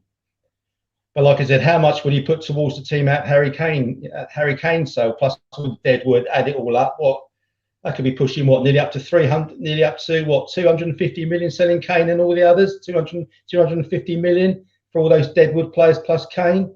But will he spend £250 million on the team? No, he won't. He'll put most of it to 100 million of it or more towards the debt, and the rest of it towards the team. But who are we going to get? We need top players to come in, and they cost big money. We need two top centre halves, a good right back. There's even talk about, I noticed on one of the websites today that Holberg might be leaving if they get the right offer in. Have you seen that? No, seriously. Apparently someone with a good bid for Holberg in there that I broke this evening. All right. Yeah, so Holberg, they listen to offers for Holberg. And he's been one of our best players. So, what the hell is going on with this club? I just don't. This is the worst I've known it since in the 70s when we got relegated, as I said before. And I can't see next season going to get any better. All the other teams will be spending money. We're miles behind Man City, behind Man United, behind Chelsea. Even Leicester, are doing better than us. And we've got Liverpool next season, who are going to be stronger. Arsenal will probably spend a few bobs. So we're going to end up, we'll be having the same conversation next season. We're going absolutely nowhere. Next season, it'll be the same old dribble we'll be talking about. This team's going nowhere. Bring back the early 80s when we won trophies and a decent team, players who wanted to play for Tottenham, not just pick up their wages and, away they went. Worry about their hairdos. At least the players in the 80s and the 70s and the 60s wanted to play for Tottenham. Not like the players now. Worried about your hairdos. I'd say Deli Ali's killing you right now. I get that. I'm saying the players these days, all they're concerned about is what the hair looks like and what car, what cars they're driving around in, or what girl they're gonna, what girl they're seeing that night or whatever. It's pathetic. It really is. It's all about money. It's not about playing for the badge. It's all about what they pick up, and all they want is their blasted pay rises, which they don't deserve. None of them want to play. It's only like people like Harry Kane who want to, who like Spurs through and through and through. I feel sorry for people like that. They're giving everything and they've been pooped on because of the dead wood that he's got playing with him. No, I fully agree. And the owner, like I said, and the owner and Levy and all that. It just needs a big shake up. This club from top to bottom. We need a big shake up. We got the ground. I get that. We got the training ground. I get that. We need a team. A team that wants to play for Tottenham Hotspur Football Club and put a smile on our face. Simon, so look, I fully agree with you. And we need a team that's going to put a smile on our face. Well, we do. But Levy's just going to keep getting the cheaper options. We've seen it time and time again. This summer, what he might do is bring in one player where we'll all sit here and get a raging hard on over and jack over. Right, and then just start bringing in a load of championship media or ochre players. Right, well, I can tell you that's probably what's going to happen. You get one star name, and then the rest are all going to be mediocre players. Some players that people have probably never heard of. But then us fans, we've also tried to, gain momentum and get people down there for the protest, but people don't want to turn out. So how do we force Levy to change to be able to get better players on the pitch, Simon? Well, not to spend any money in the club shop for a start, and just don't pay these ridiculous prices for season tickets, and just prices for for a seat in the ground. Just don't go and watch them, and then begin to realise he's losing the support of the fans. So he has to do something. He keep turning up and buying things from the shop and doing his skywalk and your tours and turning up week in and week out watching them play home and away or whatever. Then you think, oh well, everybody's still coming in, paying for their seats and everything, spending money in the club shop, doing the skywalks, doing the tours. You won't do jack nothing. But if people start, saying enough is enough, I'm not going to spend over whatever it is on a season ticket or go in and spend £60 on a new top for the new season. You might start hitting home. You've got to hit him in the pocket. Yeah. That's what you've got to do. The fans have got to hit him in his hit him in the pocket. If they don't hit him in his pocket, nothing. They just keep going on and on and on. Yeah, 100. Oh, no, look, 100%, 100%. But look, come here. What do you make on Dele Alli being back, thrusted back into the starting lineup all of a sudden? Since he's got his hairdo, he's back in the starting lineup. What do you make? What do you make of that situation? Does he deserve to be thrown back in like that? I suppose. And what do you make of his hairdo? His hairdo, yeah, like my hairdo, yeah. It's all about his hairdo, and he'll, have a laugh and joke with Jack Grealish, and whatever. But I think they're just playing him. Comparing shampoo, Simon. They were telling each other what hairspray to use and what shampoos to use. Yeah, exactly. Just showing his new hairdo off to the Spurs fans and see if we follow suit. But regarding Ali, I also want to see him go. Time's up. He needs a change of scenery. Get him out. Move him on, Ali. But I think it might just be putting him in the team just to see if he can get picked for the Euros. But that ain't going to happen, is it? Because he hasn't been playing all season. Yeah, so he needs to be moved. He needs to be moved on to give him a kickstart so he can, somewhere else, and we can get somebody else in for him. Because if we can get a bit of money for Ali, I think we can get about 30, 40 million for Ali with a bit of luck, and that can go towards somebody else who wants to, play for the shirt. Ali's more worried about, seeing Guardiola's daughter and what his hair's like. It's true, isn't it? It is. It's true. The reason why I'm laughing is because you wouldn't see Dave Mackay. You wouldn't see Dave.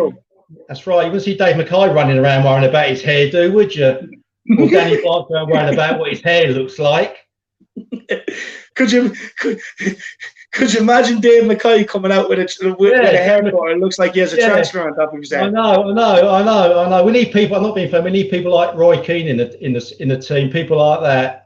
People like, not saying being funny, Tony Adams, John Terry, kind of, them kind of, and people like Terry Butcher, them kind of people playing for Spurs who play for the badge, not worried about what their hairs look like, bleeding blue and white. 100%. And what's the story? He wants to know, do you think the hairdo will get him back into the England squad? No, definitely not. No, there's other players better than Ali at the moment. You've got Mason Mount, you've got Grealish, you've got others, you've got Maddison, who probably might be picked. Ali won't be getting in the Euros this season. No chance. Well, he must do with his new hairstyle. He must think that the FA might be able to put him out there and as this like fashionista out there, get all the young lads on side and get them all to get the hair done like him. What's going to happen? There's going to be, you go to the game now next time, and there'll be a few young lads walking around with Dele Alli's hair. Probably. If they do, they do. But but like I said, you want to see players playing for the badge. You really do. You want to see players playing for the badge. But obviously, these players these days, they're just worried about getting their pay rise, sorting out their social life, driving their posh cars and everything. A lot of players these days are just more interested in, other things besides football. So we need a good shake-up in the team. We really do. We need a massive shake-up. Get players who want to play for Spurs because it's a massive club, which it is. The tradition, the history and everything. We needed people like they want to play, like people like Graham Robson, kind of players, who want to play for Spurs. It means a lot to them. Instead of getting all these prima donnas worrying about, they deserve a pay rise when they're crap players and all that. Yeah.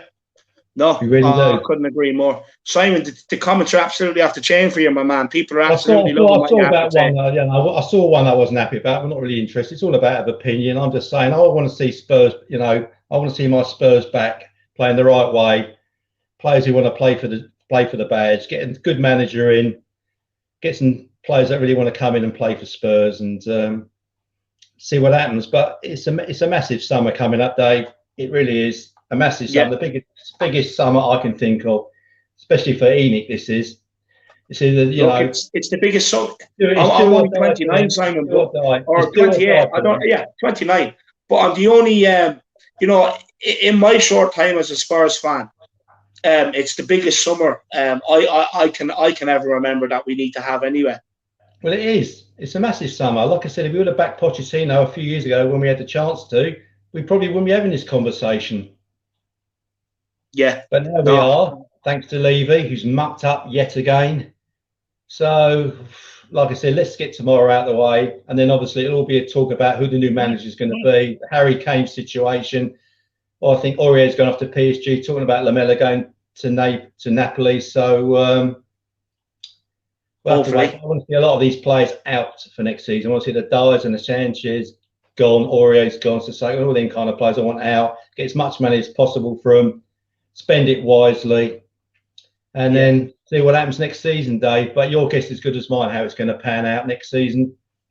Yeah. I don't know. Look, for me, look, to be honest with you, I think all of us Spurs fans just need this summer, kick back, relax, and come back with renewed optimism from somewhere. But look, Simon, I only have 25 minutes left. I have 2 more people to get on. Right, but speaking of tomorrow, will I be seeing you on the pre-match pump-up? Probably.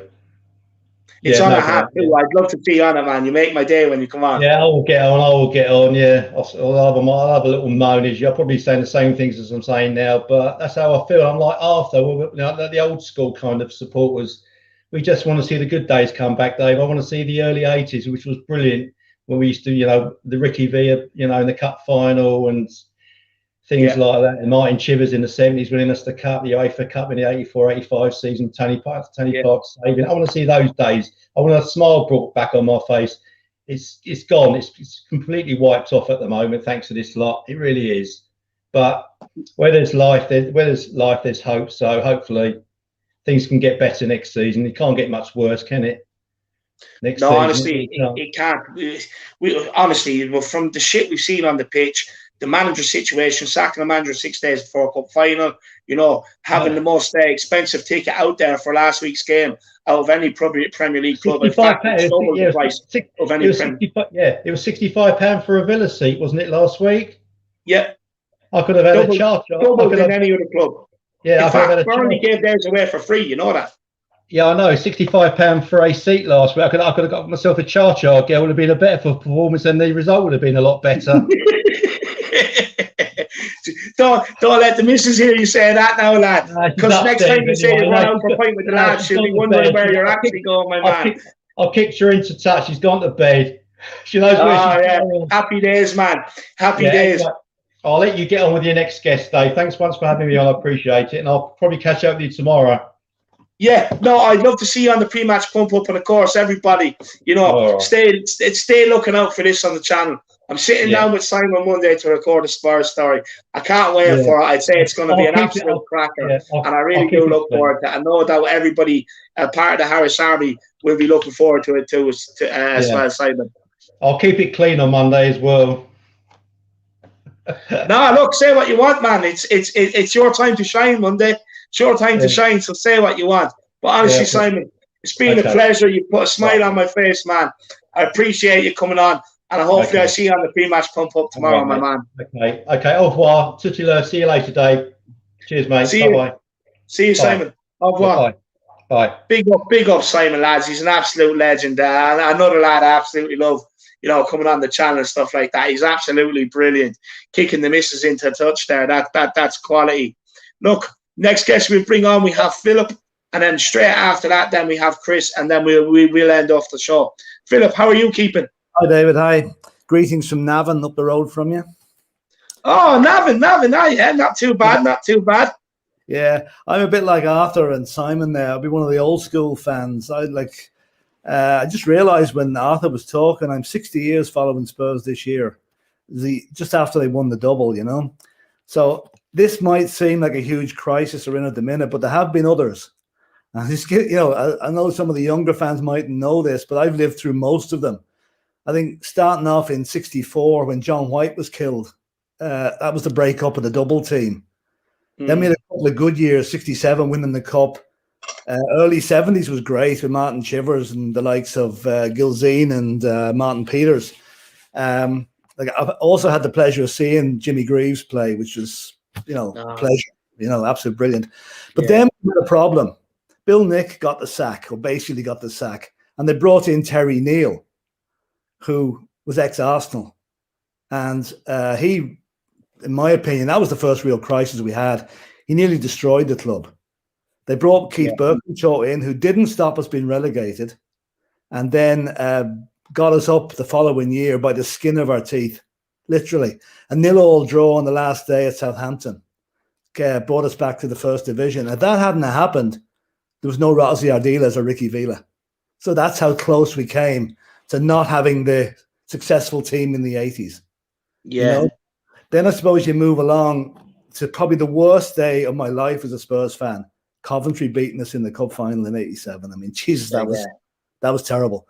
And then probably the nearest thing that we've had to Daniel Levy was Irving Scholar, who nearly bankrupted the club at the start of the '90s. I'll give you a quick story here. I was away in Yugoslavia on my holidays in 1991, at the time the war broke out. The same week, Barclays Bank were about to pull the plug on Spurs. So I spent the entire week, there were shots going around over the hotel outside, down in the basement watching Sky News, waiting for Alan Sugar to take over the club.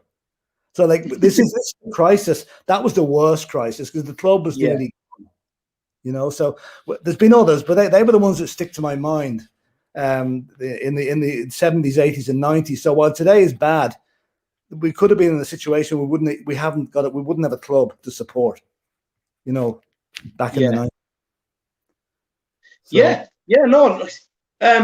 Look, I agree with you. See, my thing is that just with some of the real crap players here, like they've no desire, they've no passion to improve. You know, they keep serving us up crap on the pitch. A lot of them cannot and are not doing the basics, and they're not even running out on the pitch. And for me, we have too many players like that to be able to sort out the problem fully this summer. But Philip, honestly, you know, you have me captivated. How would you fix this? Resurrect Dave Mackay. I don't know. I mean, I honestly don't see a quick fix. I mean, Levy is not going to leave. Let's face it, unless he gets someone like Jeff Bezos comes in and offers him mega bucks for the club.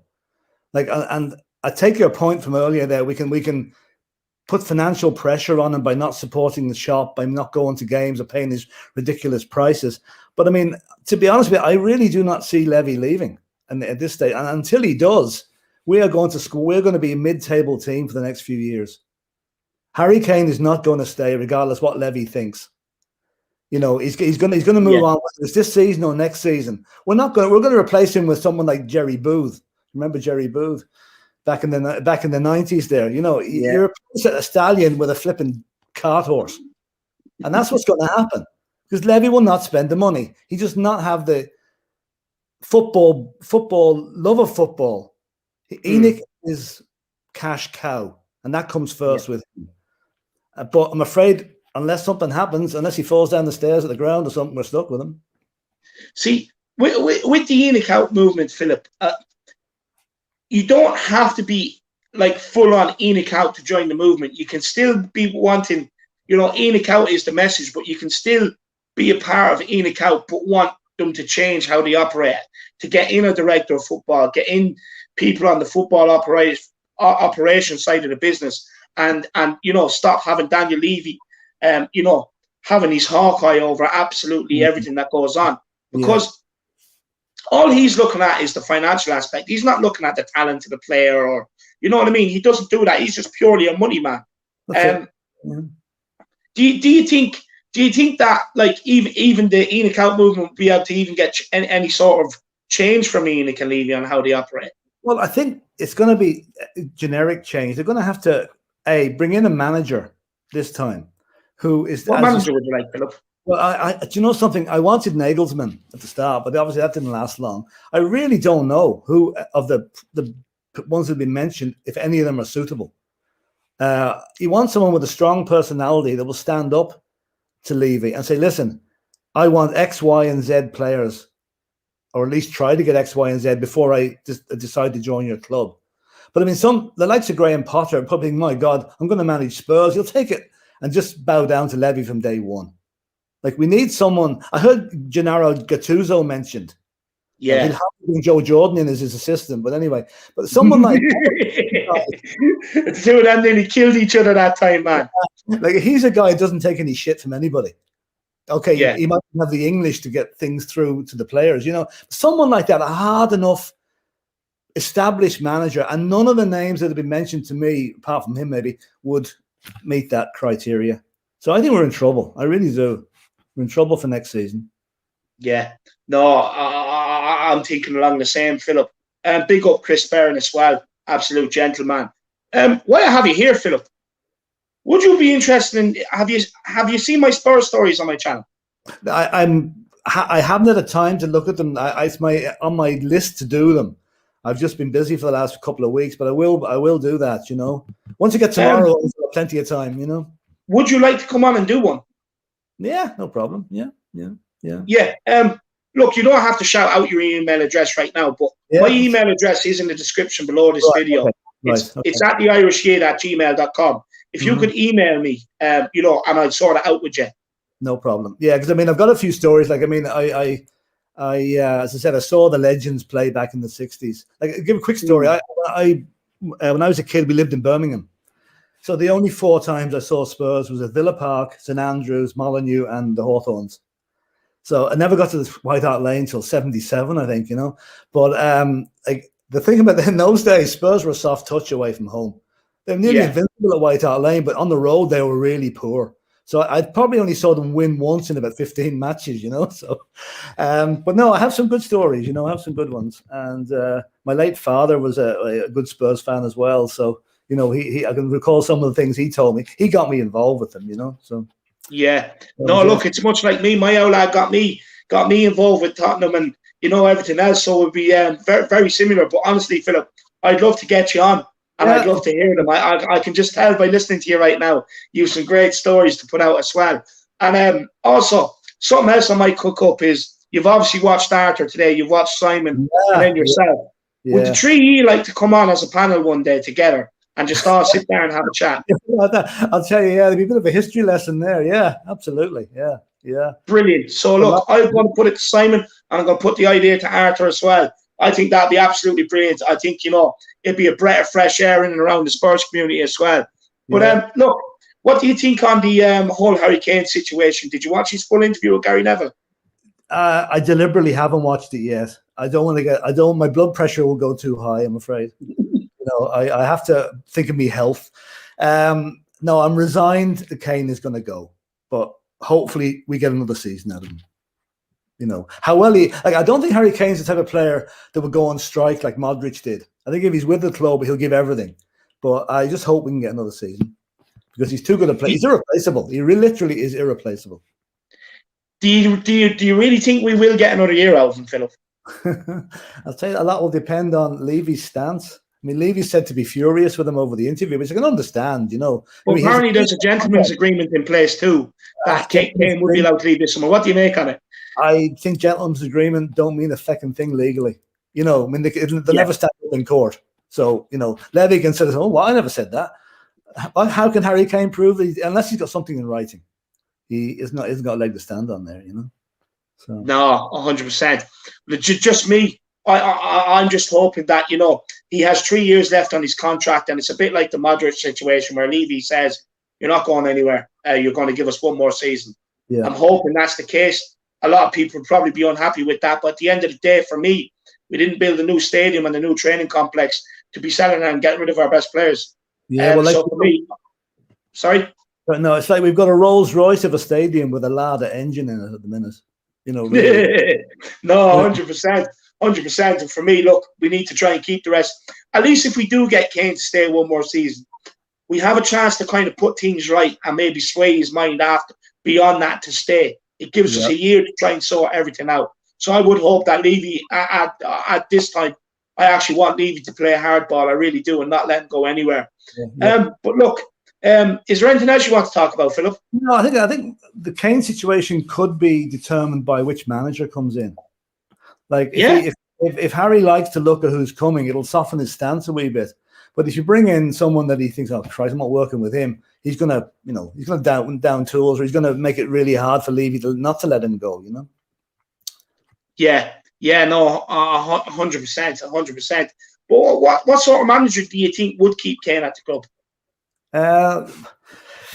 Well, one that's got a clear vision of what the club has to, where the club has to go. Also has a clear vision of what players he's bringing in. Because I think the problem that Harry has at the minute is he knows that he's playing with players that are far inferior to him and probably don't have the same love or desire to do well for the club.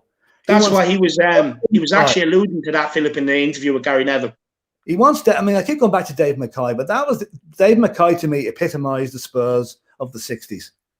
You know, the picture of him grabbing Billy Bremner's shirt is probably the most iconic football photograph ever taken, in my opinion. I mean, he was a legend. He really was. You know, and as was most of that double team, and especially what you call him. I mean, I saw John White play. I mean, John White would have been one of the greatest players ever if he'd lived. He was superb. Yeah. You know, absolutely. Yeah. So, no, 100%. Well, look, Philip, you know, I have two more people I need to get to before you know, I start my show, the next show at 9:30 for the preview for tomorrow's game. But listen, I think you've been a brilliant guest, man. You know, on this is what these fan shows about, is giving people a chance to come on and voice their opinion and finding some gems in amongst the rough.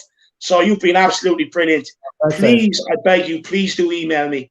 Oh, I will, of course. I'll do it straight away. And I must say, keep up the good work, because you're doing a great job.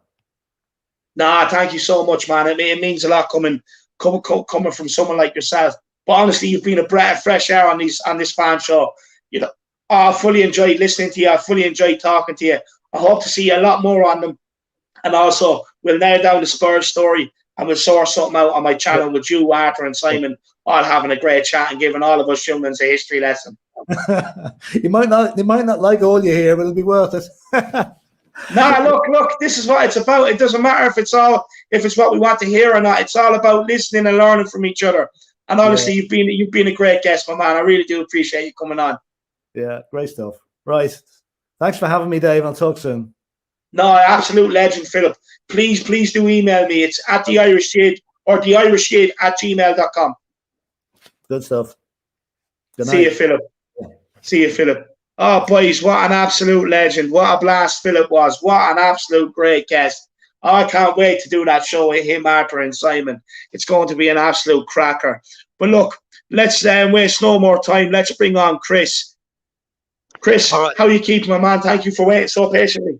That's right, Dave. I'm pretty annoyed with the team right now, mate, if I'm honest. I'm so fed up of Levy and Enich. I just wish they'll get out of our club and just go. Get out. Yeah. No, look, speak away, man. This is your 10, 15 minutes. Get out exactly what you want to say. I have to say, with Kane, I think he shot himself in the foot with that interview. Levy now is going to dig his heels in and he's going to screw him over. He's done it with Bale and he's done it with Modric. And it's going to be the same thing again with Kane. And Kane will still, you see his body language. You see it the other day. He just looked like he didn't care. He had enough. And do you blame him? No, I didn't. Come here, Chris. Did you watch the interview with Gary Neville, the whole interview?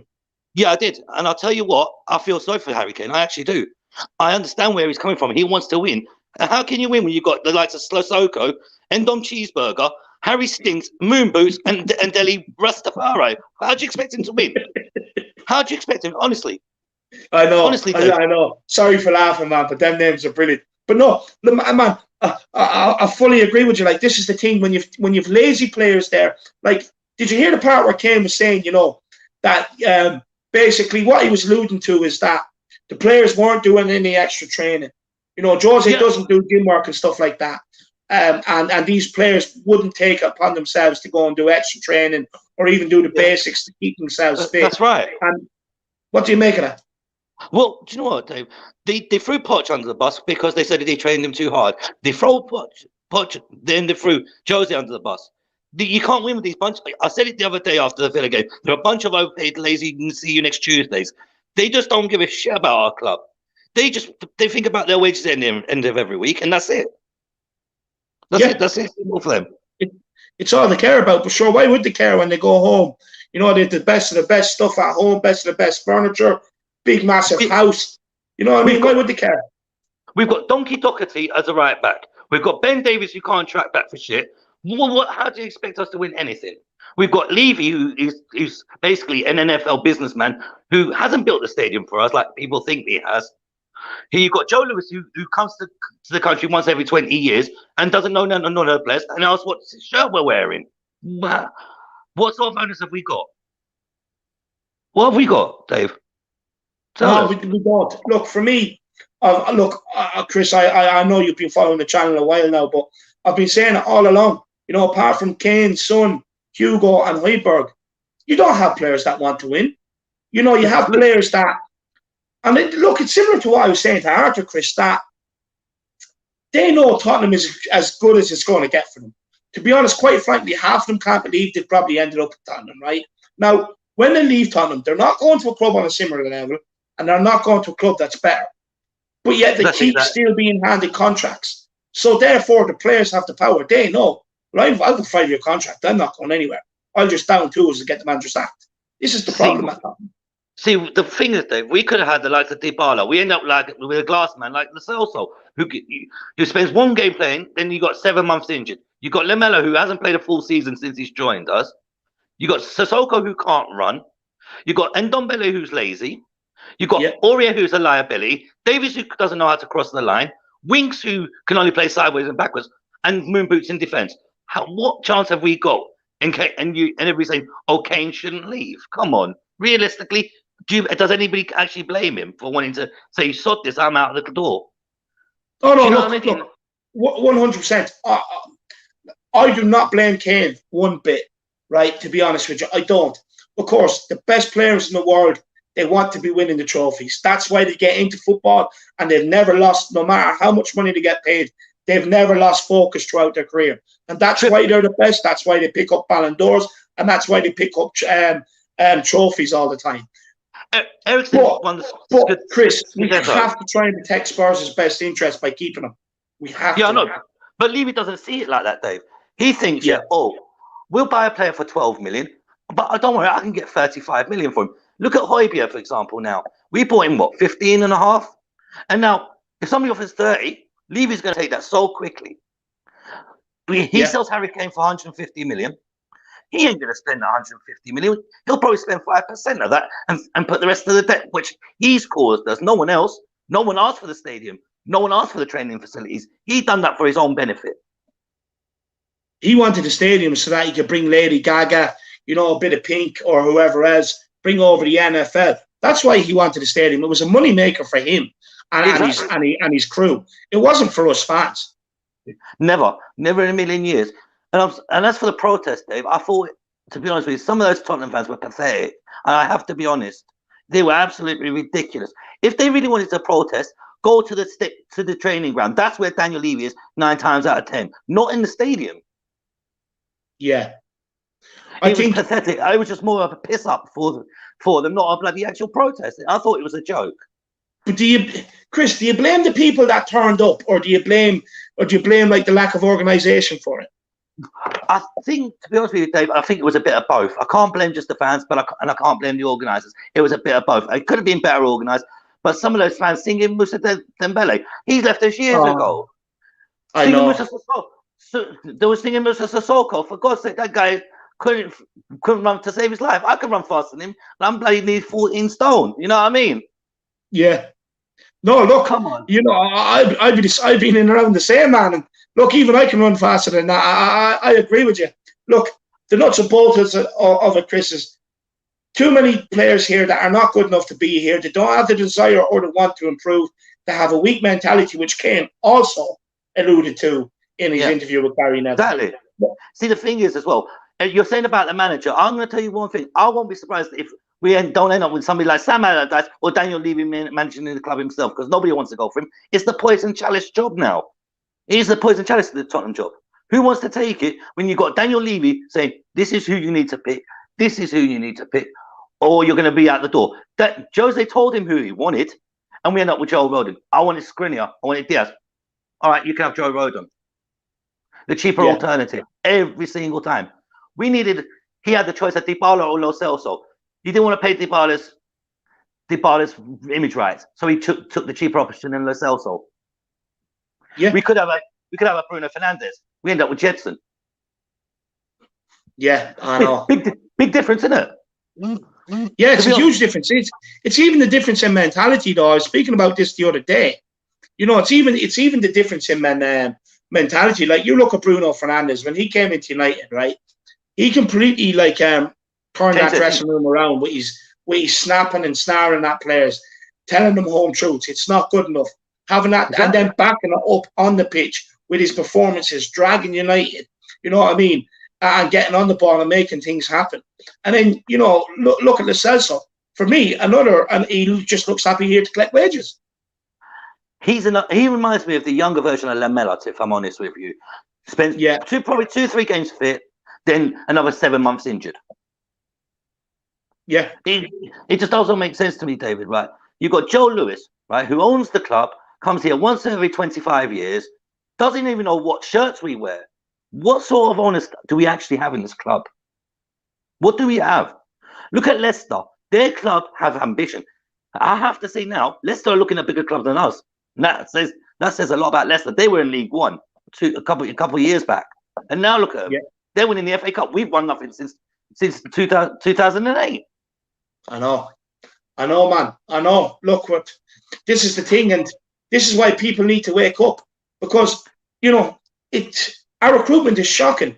Lamela, Steve Hitchin, Ben Davies, Harry Winks coming through the academy, Eric Dyer, you know, Moussa Sissoko. Look, as good as Lucas Moore has been for a couple of months this season, I'd even throw him in there.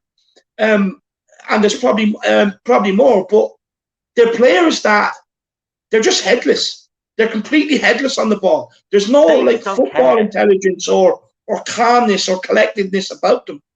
They just don't care, David. As long as they get their 100 grand a week or 80 grand a week, they don't give a toss about the club. The Eric Diabolical should never ever represent our shirt. Harry Winks should never ever stick our Tottenham shirt again. They're an absolute disgrace. You see Eric Dyer, he can't jump for the ball. The ball's straight over his head, and he just looks at it like, what's that? Yeah. Is that the sort of centre back we have? Toby, I feel so bad for, because he's getting older, and he has to do the job of Eric Diabolical, and Serge Aurier, who's the biggest liability possible. Yeah. Yeah. And then you've got Regulon now, who is actually starting to show himself. He ain't as good as what people make him out to be. Sorry. I like him, but no. I'm starting to go along the lines of that as well. For me, look, there's been highs and lows with Regulon this season. Like, you know, he has put in some great performances, but then, like, even the performance the other night, like, he's put in some god-awful performances. God-awful? A League Two defender could have done better than him. What I will say is, though, right, is you look who's playing beside him is supposed to be covering Eric Dyer. He's going to make him look a lot worse than what he is defensively. Eric Diabolical should never have been made a centre back in the first place. Poch realised the truth about Eric Dyer. That's why he dropped him. As soon as Jose come in, you're a centre back, and it just shows he has not got the ability or common sense to be a centre back. My 4-year-old nephew could be a better centre back than Eric Diabolical, and that's a fact.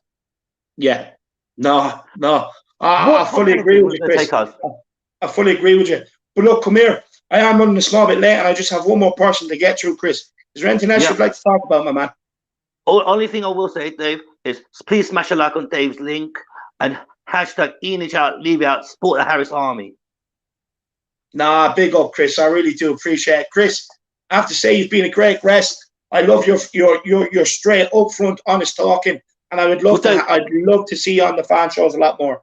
But they put it like this, I would rather be a proper Spurs supporter, say the truth, than some of what we have on what I see on the chats, because a lot of them are spineless and gutless and can't say the truth. Yeah, no, look, I fully agree with you. I'd have a similar approach, my man. I'd have a similar approach as well. But honestly, you've been a great guest. I've loved your nicknames. You even made me have a little laugh. And like I said, I'd love to see you on these fan shows more. And look, keep supporting the channel. You're always in the comments, man. And I really do appreciate your support. I really do. No promise, Dave. I'll speak to you next time, innit? No, 100%. Look, like I said, over the summer, I'm going to be bringing out these fan shows a lot more regularly. So, you know, it'd be good to see you come on and have your say. And thank you so much, man. I really do appreciate you. You've made me laugh, man. It's been brilliant. Yeah, no problem, David. Enich out, leave it out, get out of our club. Simple. And that's my last words on that matter. No, 100%, Chris. I really do appreciate it, man. I look forward to seeing you a lot more. It's great to put a face behind the name. All right, David, man. Take it easy. See you, Chris. Thank you so much, my man. I really appreciate it. Mate. See you later, mate. Cheers, guys. We're just on Norton Legends here today. So we are Philip, Chris, two great guests. Chris, absolutely brilliant. I love his upfront style. and the way he was talking. Colin Lumsden also put in a super chat there as well, saying, you know, a nice crowd around the front door of the club shop would be nice, and I fully agree with you, my man. But look, last but not least, let's bring him on. He's been waiting patiently. He's the man at the moment. He's doing a great job in the Spurs community. Simon from Premier Hotspur TV, my man. Over 200 people watching. How are you keeping? How's it going, David? Yes, absolutely fantastic, David. Yes, sorry, David, I've been on seriously, mate. I've been busy myself. Get myself ready back to work on Monday. Unfortunately, I'm back to work, so no way. Yeah. What are you working as? I've been a taxi driver, so. Oh yeah. Yeah. So. Oh, nice. So I'll probably be doing streams in a taxi at night. Yeah. You can, as long as it's not that fake taxi lad. You know what I mean? Oh, brilliant! Yeah, I've been sorting that out. So unfortunately, I go down to a couple of streams a week. I'll be busy bee. So, but how's it going, David? No, look, I'm sure you still find a way of doing content, Simon. I know you're addicted to it, my man. But look, great channel, first of all. But what's your thoughts on everything? I'm sure you've listened to a lot of people speaking it all out. But look, what's your thoughts on everything, Simon? Everything that's going on. I was listening to Chris there, mate, and there was a couple of things I didn't disagree. I didn't disagree with. I mean, first one with Regs. I mean, okay, yeah, he's been poor since he's come back from injury. But I feel he's been playing out of position, David. I feel like he should be playing as a left winger. He's not left back. You can just tell he's not a left back. He's more of a winger. So I'd like to give him another chance. If he stays next season, just push him upfielder more. And let's, because his attacking threat, David, is absolutely fantastic. His assist record is really good as well. And when Chris was on about the Dybala situation, we went for a cheaper option, Lo Celso. I don't think people understand. It cost us £50 million. I know. So, and he's shocking. That's not a cheap option. That's £50 million what that Daniel Levy has paid out of his pocket. I mean, okay, I don't know whoever's pockets come out, but we've ended up paying about £50 million, I think, to Lo Celso. So it's not a cheap option. It's not like we only paid 10-15 million for him. So yeah, to me, I think that's not a thing. And about when he said about who's going to want to come and manage Spurs, there's loads of managers who want to manage Spurs, mate. I know we're a bit of a pickle at the minute, Dave, but we're Tottenham Hotspur Football Club, mate. We're still a massive club. I think people's got to really just take a step back, and we're still a massive club. I know what's going on at the minute. But there's still managers who want to come in managers. But I just forget all these small little, like his Potters and his Parkers, flipping people. Just still banging on about these people. I mean, I don't think people actually understand where they are in the league. I don't care about their XGs and different things like that. Just get rid of that. They're not ready to take over this job. This job's massive. Whoever takes over this is a massive job. Not just for the next manager, for Daniel Levy as well. Yeah. So to me personally, David, they're not going nowhere for a while. I mean, I'd love to see him at the club, mate. I mean, we can protest, which is good. It's good going forward. But these guys just laughing at us, David, just laughing at top, saying, look at these guys. Yeah. You know what I mean, we're not going nowhere. You know what I mean, because they know for sure, David, when this stadium opens up next season, mate, it's a full packed stadium.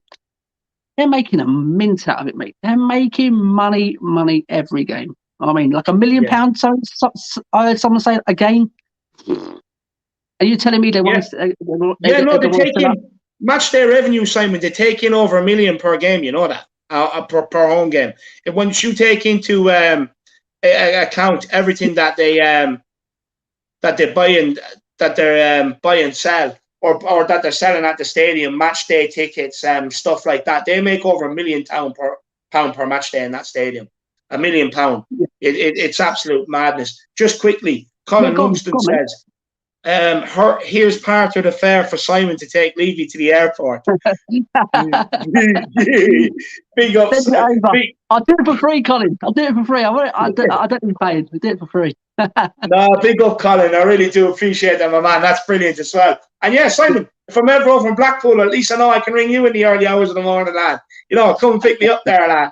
But on the manager situation, Simon, I get what you're saying, right? I fully get what you're saying. But for me, when you're a manager, right, and look,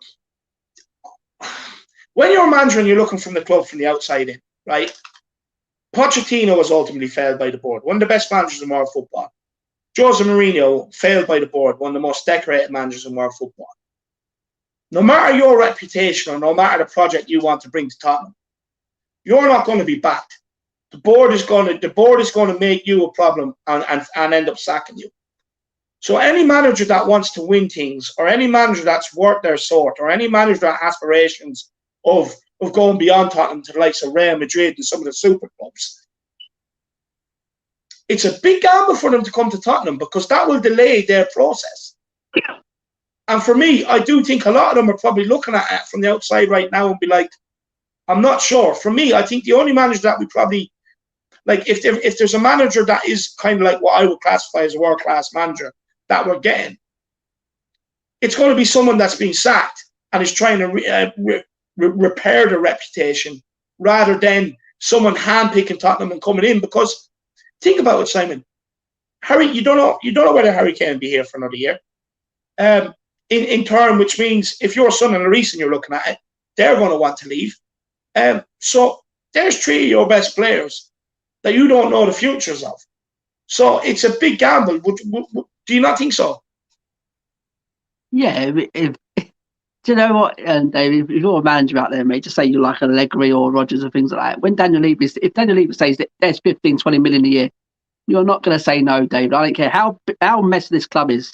These managers are going to say no. Seriously. I don't care what anyone says, mate. Money talks. Money bloody talks these days.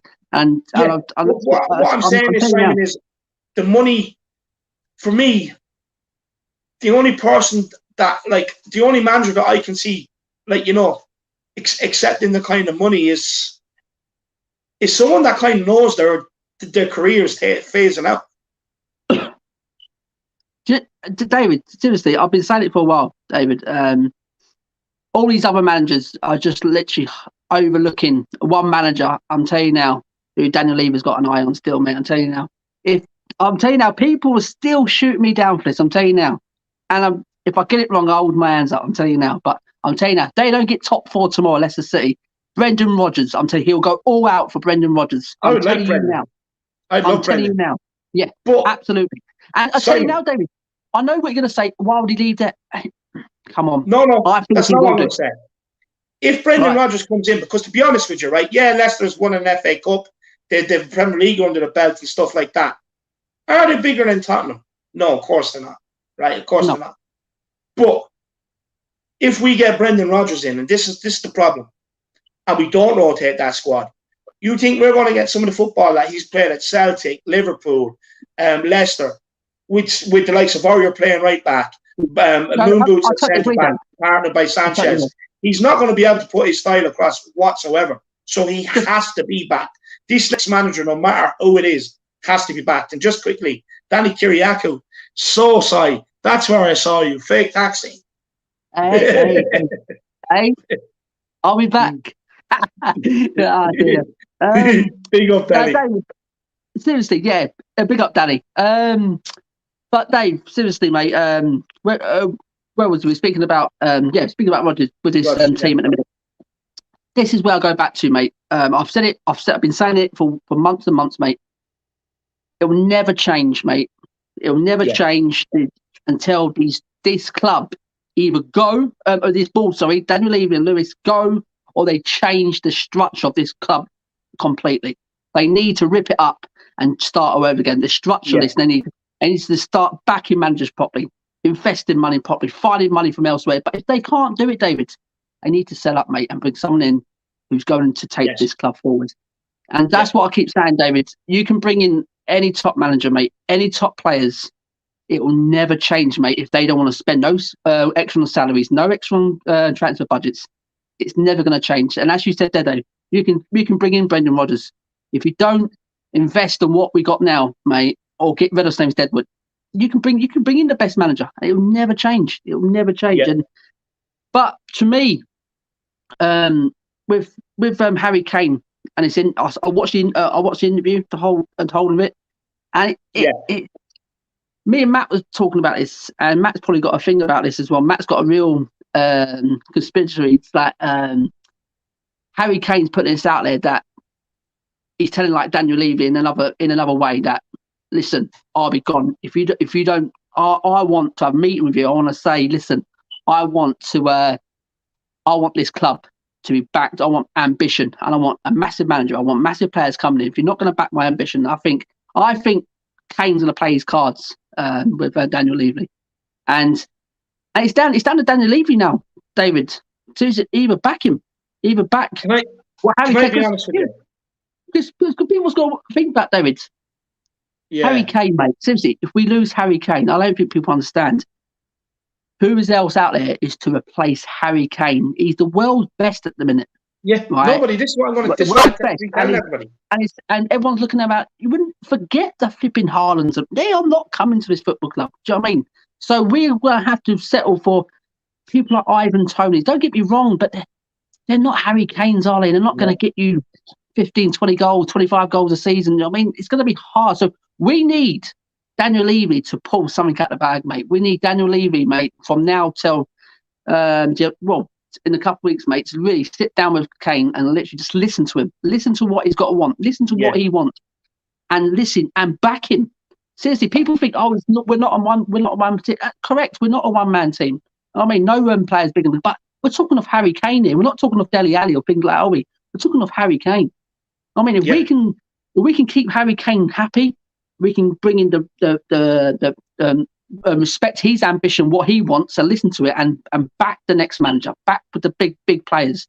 Harry Kane may stay for another year at least, David. But mate, seriously, it's all about Daniel Levy, mate. It's down to him, mate. It's in his court. It's in his court. Yeah, look, 100%. Look, with Harry Kane, just looking at the interview, for me, he looks mentally checked out at Tottenham. Just by what he was saying, you don't have to be a genius to read between the lines. Basically, the players he's playing with are shit. They're not willing to do anything to win. He said it. I love Jose. He was willing to do anything to win. He told us exactly what we needed to do on the pitch. People weren't doing it. And I'm also the sort of person I will do anything to win. So which basically tells me we have players there that will not do the stuff that needs to be done for us to win games. They want to do it their way.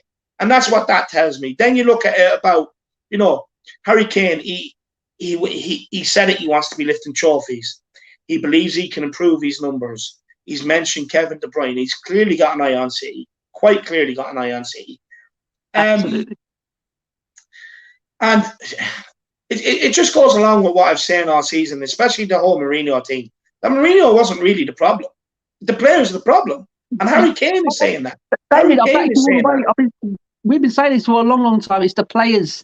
Jose Mourinho can take his fault, but these players are not brought into what Jose wanted. And that's what Kane said there. All these people, Simon, that were saying, as soon as he goes, everyone will be playing free-flowing, attacking football. It's like, well, when Oreo can't control a ball or pass a ball, which basically is, when you're building out and you want to play this attacking football, you have to build out from the back.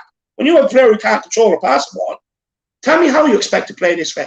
No, he's a dinosaur. He's too hard on these players. He's this, he's that. The problem is these players are too bitchy, right? They don't care enough, and they don't like hearing home truths.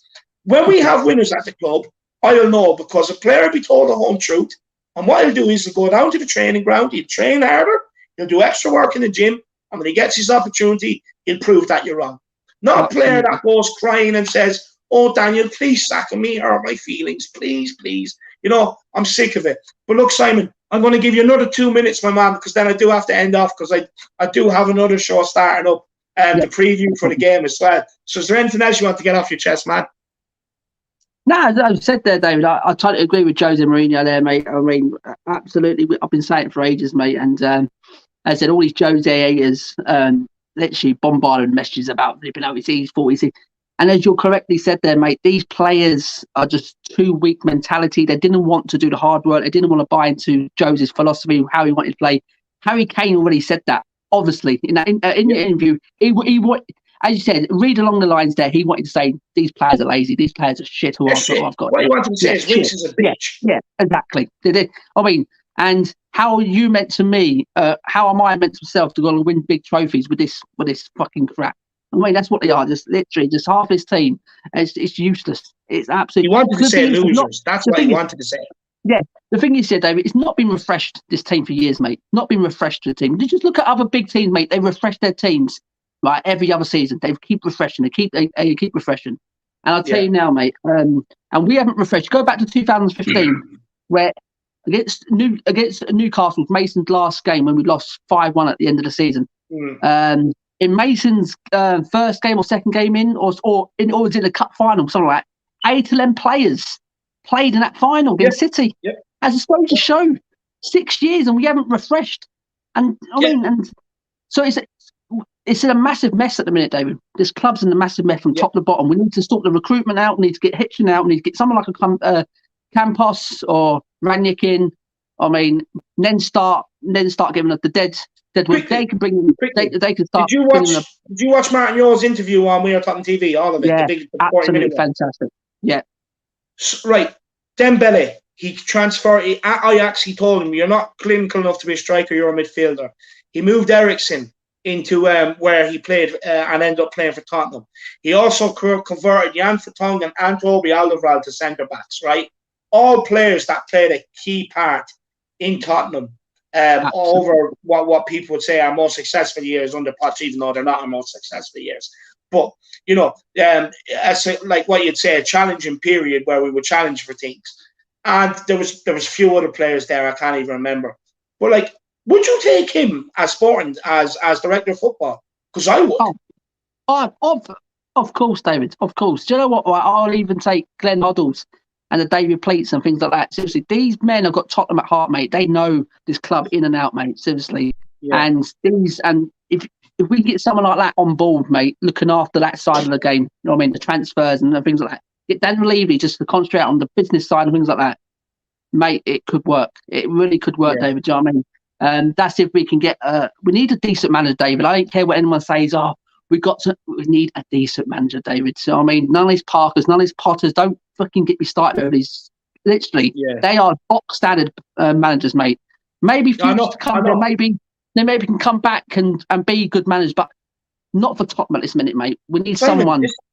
This is what we were telling people all along. Look, you sacked Jose. You know, they were all saying, "Oh, get Nagelsmann in." Nagelsmann was never coming to Tottenham. Never ever coming to Tottenham, right? And now they're all campaigning because they've realised they've all fucked up. Now they're campaigning and trying to tell us how good Scotty Starstruck, who's relegated, or Harry Potter, who just barely beat relegation. And now they're trying to tell us how good they'll be for Tottenham. So, like, our fan base is a problem as well because, you know, people wanted to sack a serial winner who Harry Kane said he gave them everything they needed to do on the pitch. Players didn't want to do it, right? So they wanted to sack a serial winner who knows how to win trophies and everything else. And now they're trying to convince me that a manager who barely escaped relegation, right? It's not like Brighton finished 8th or 9th and had a good season, right?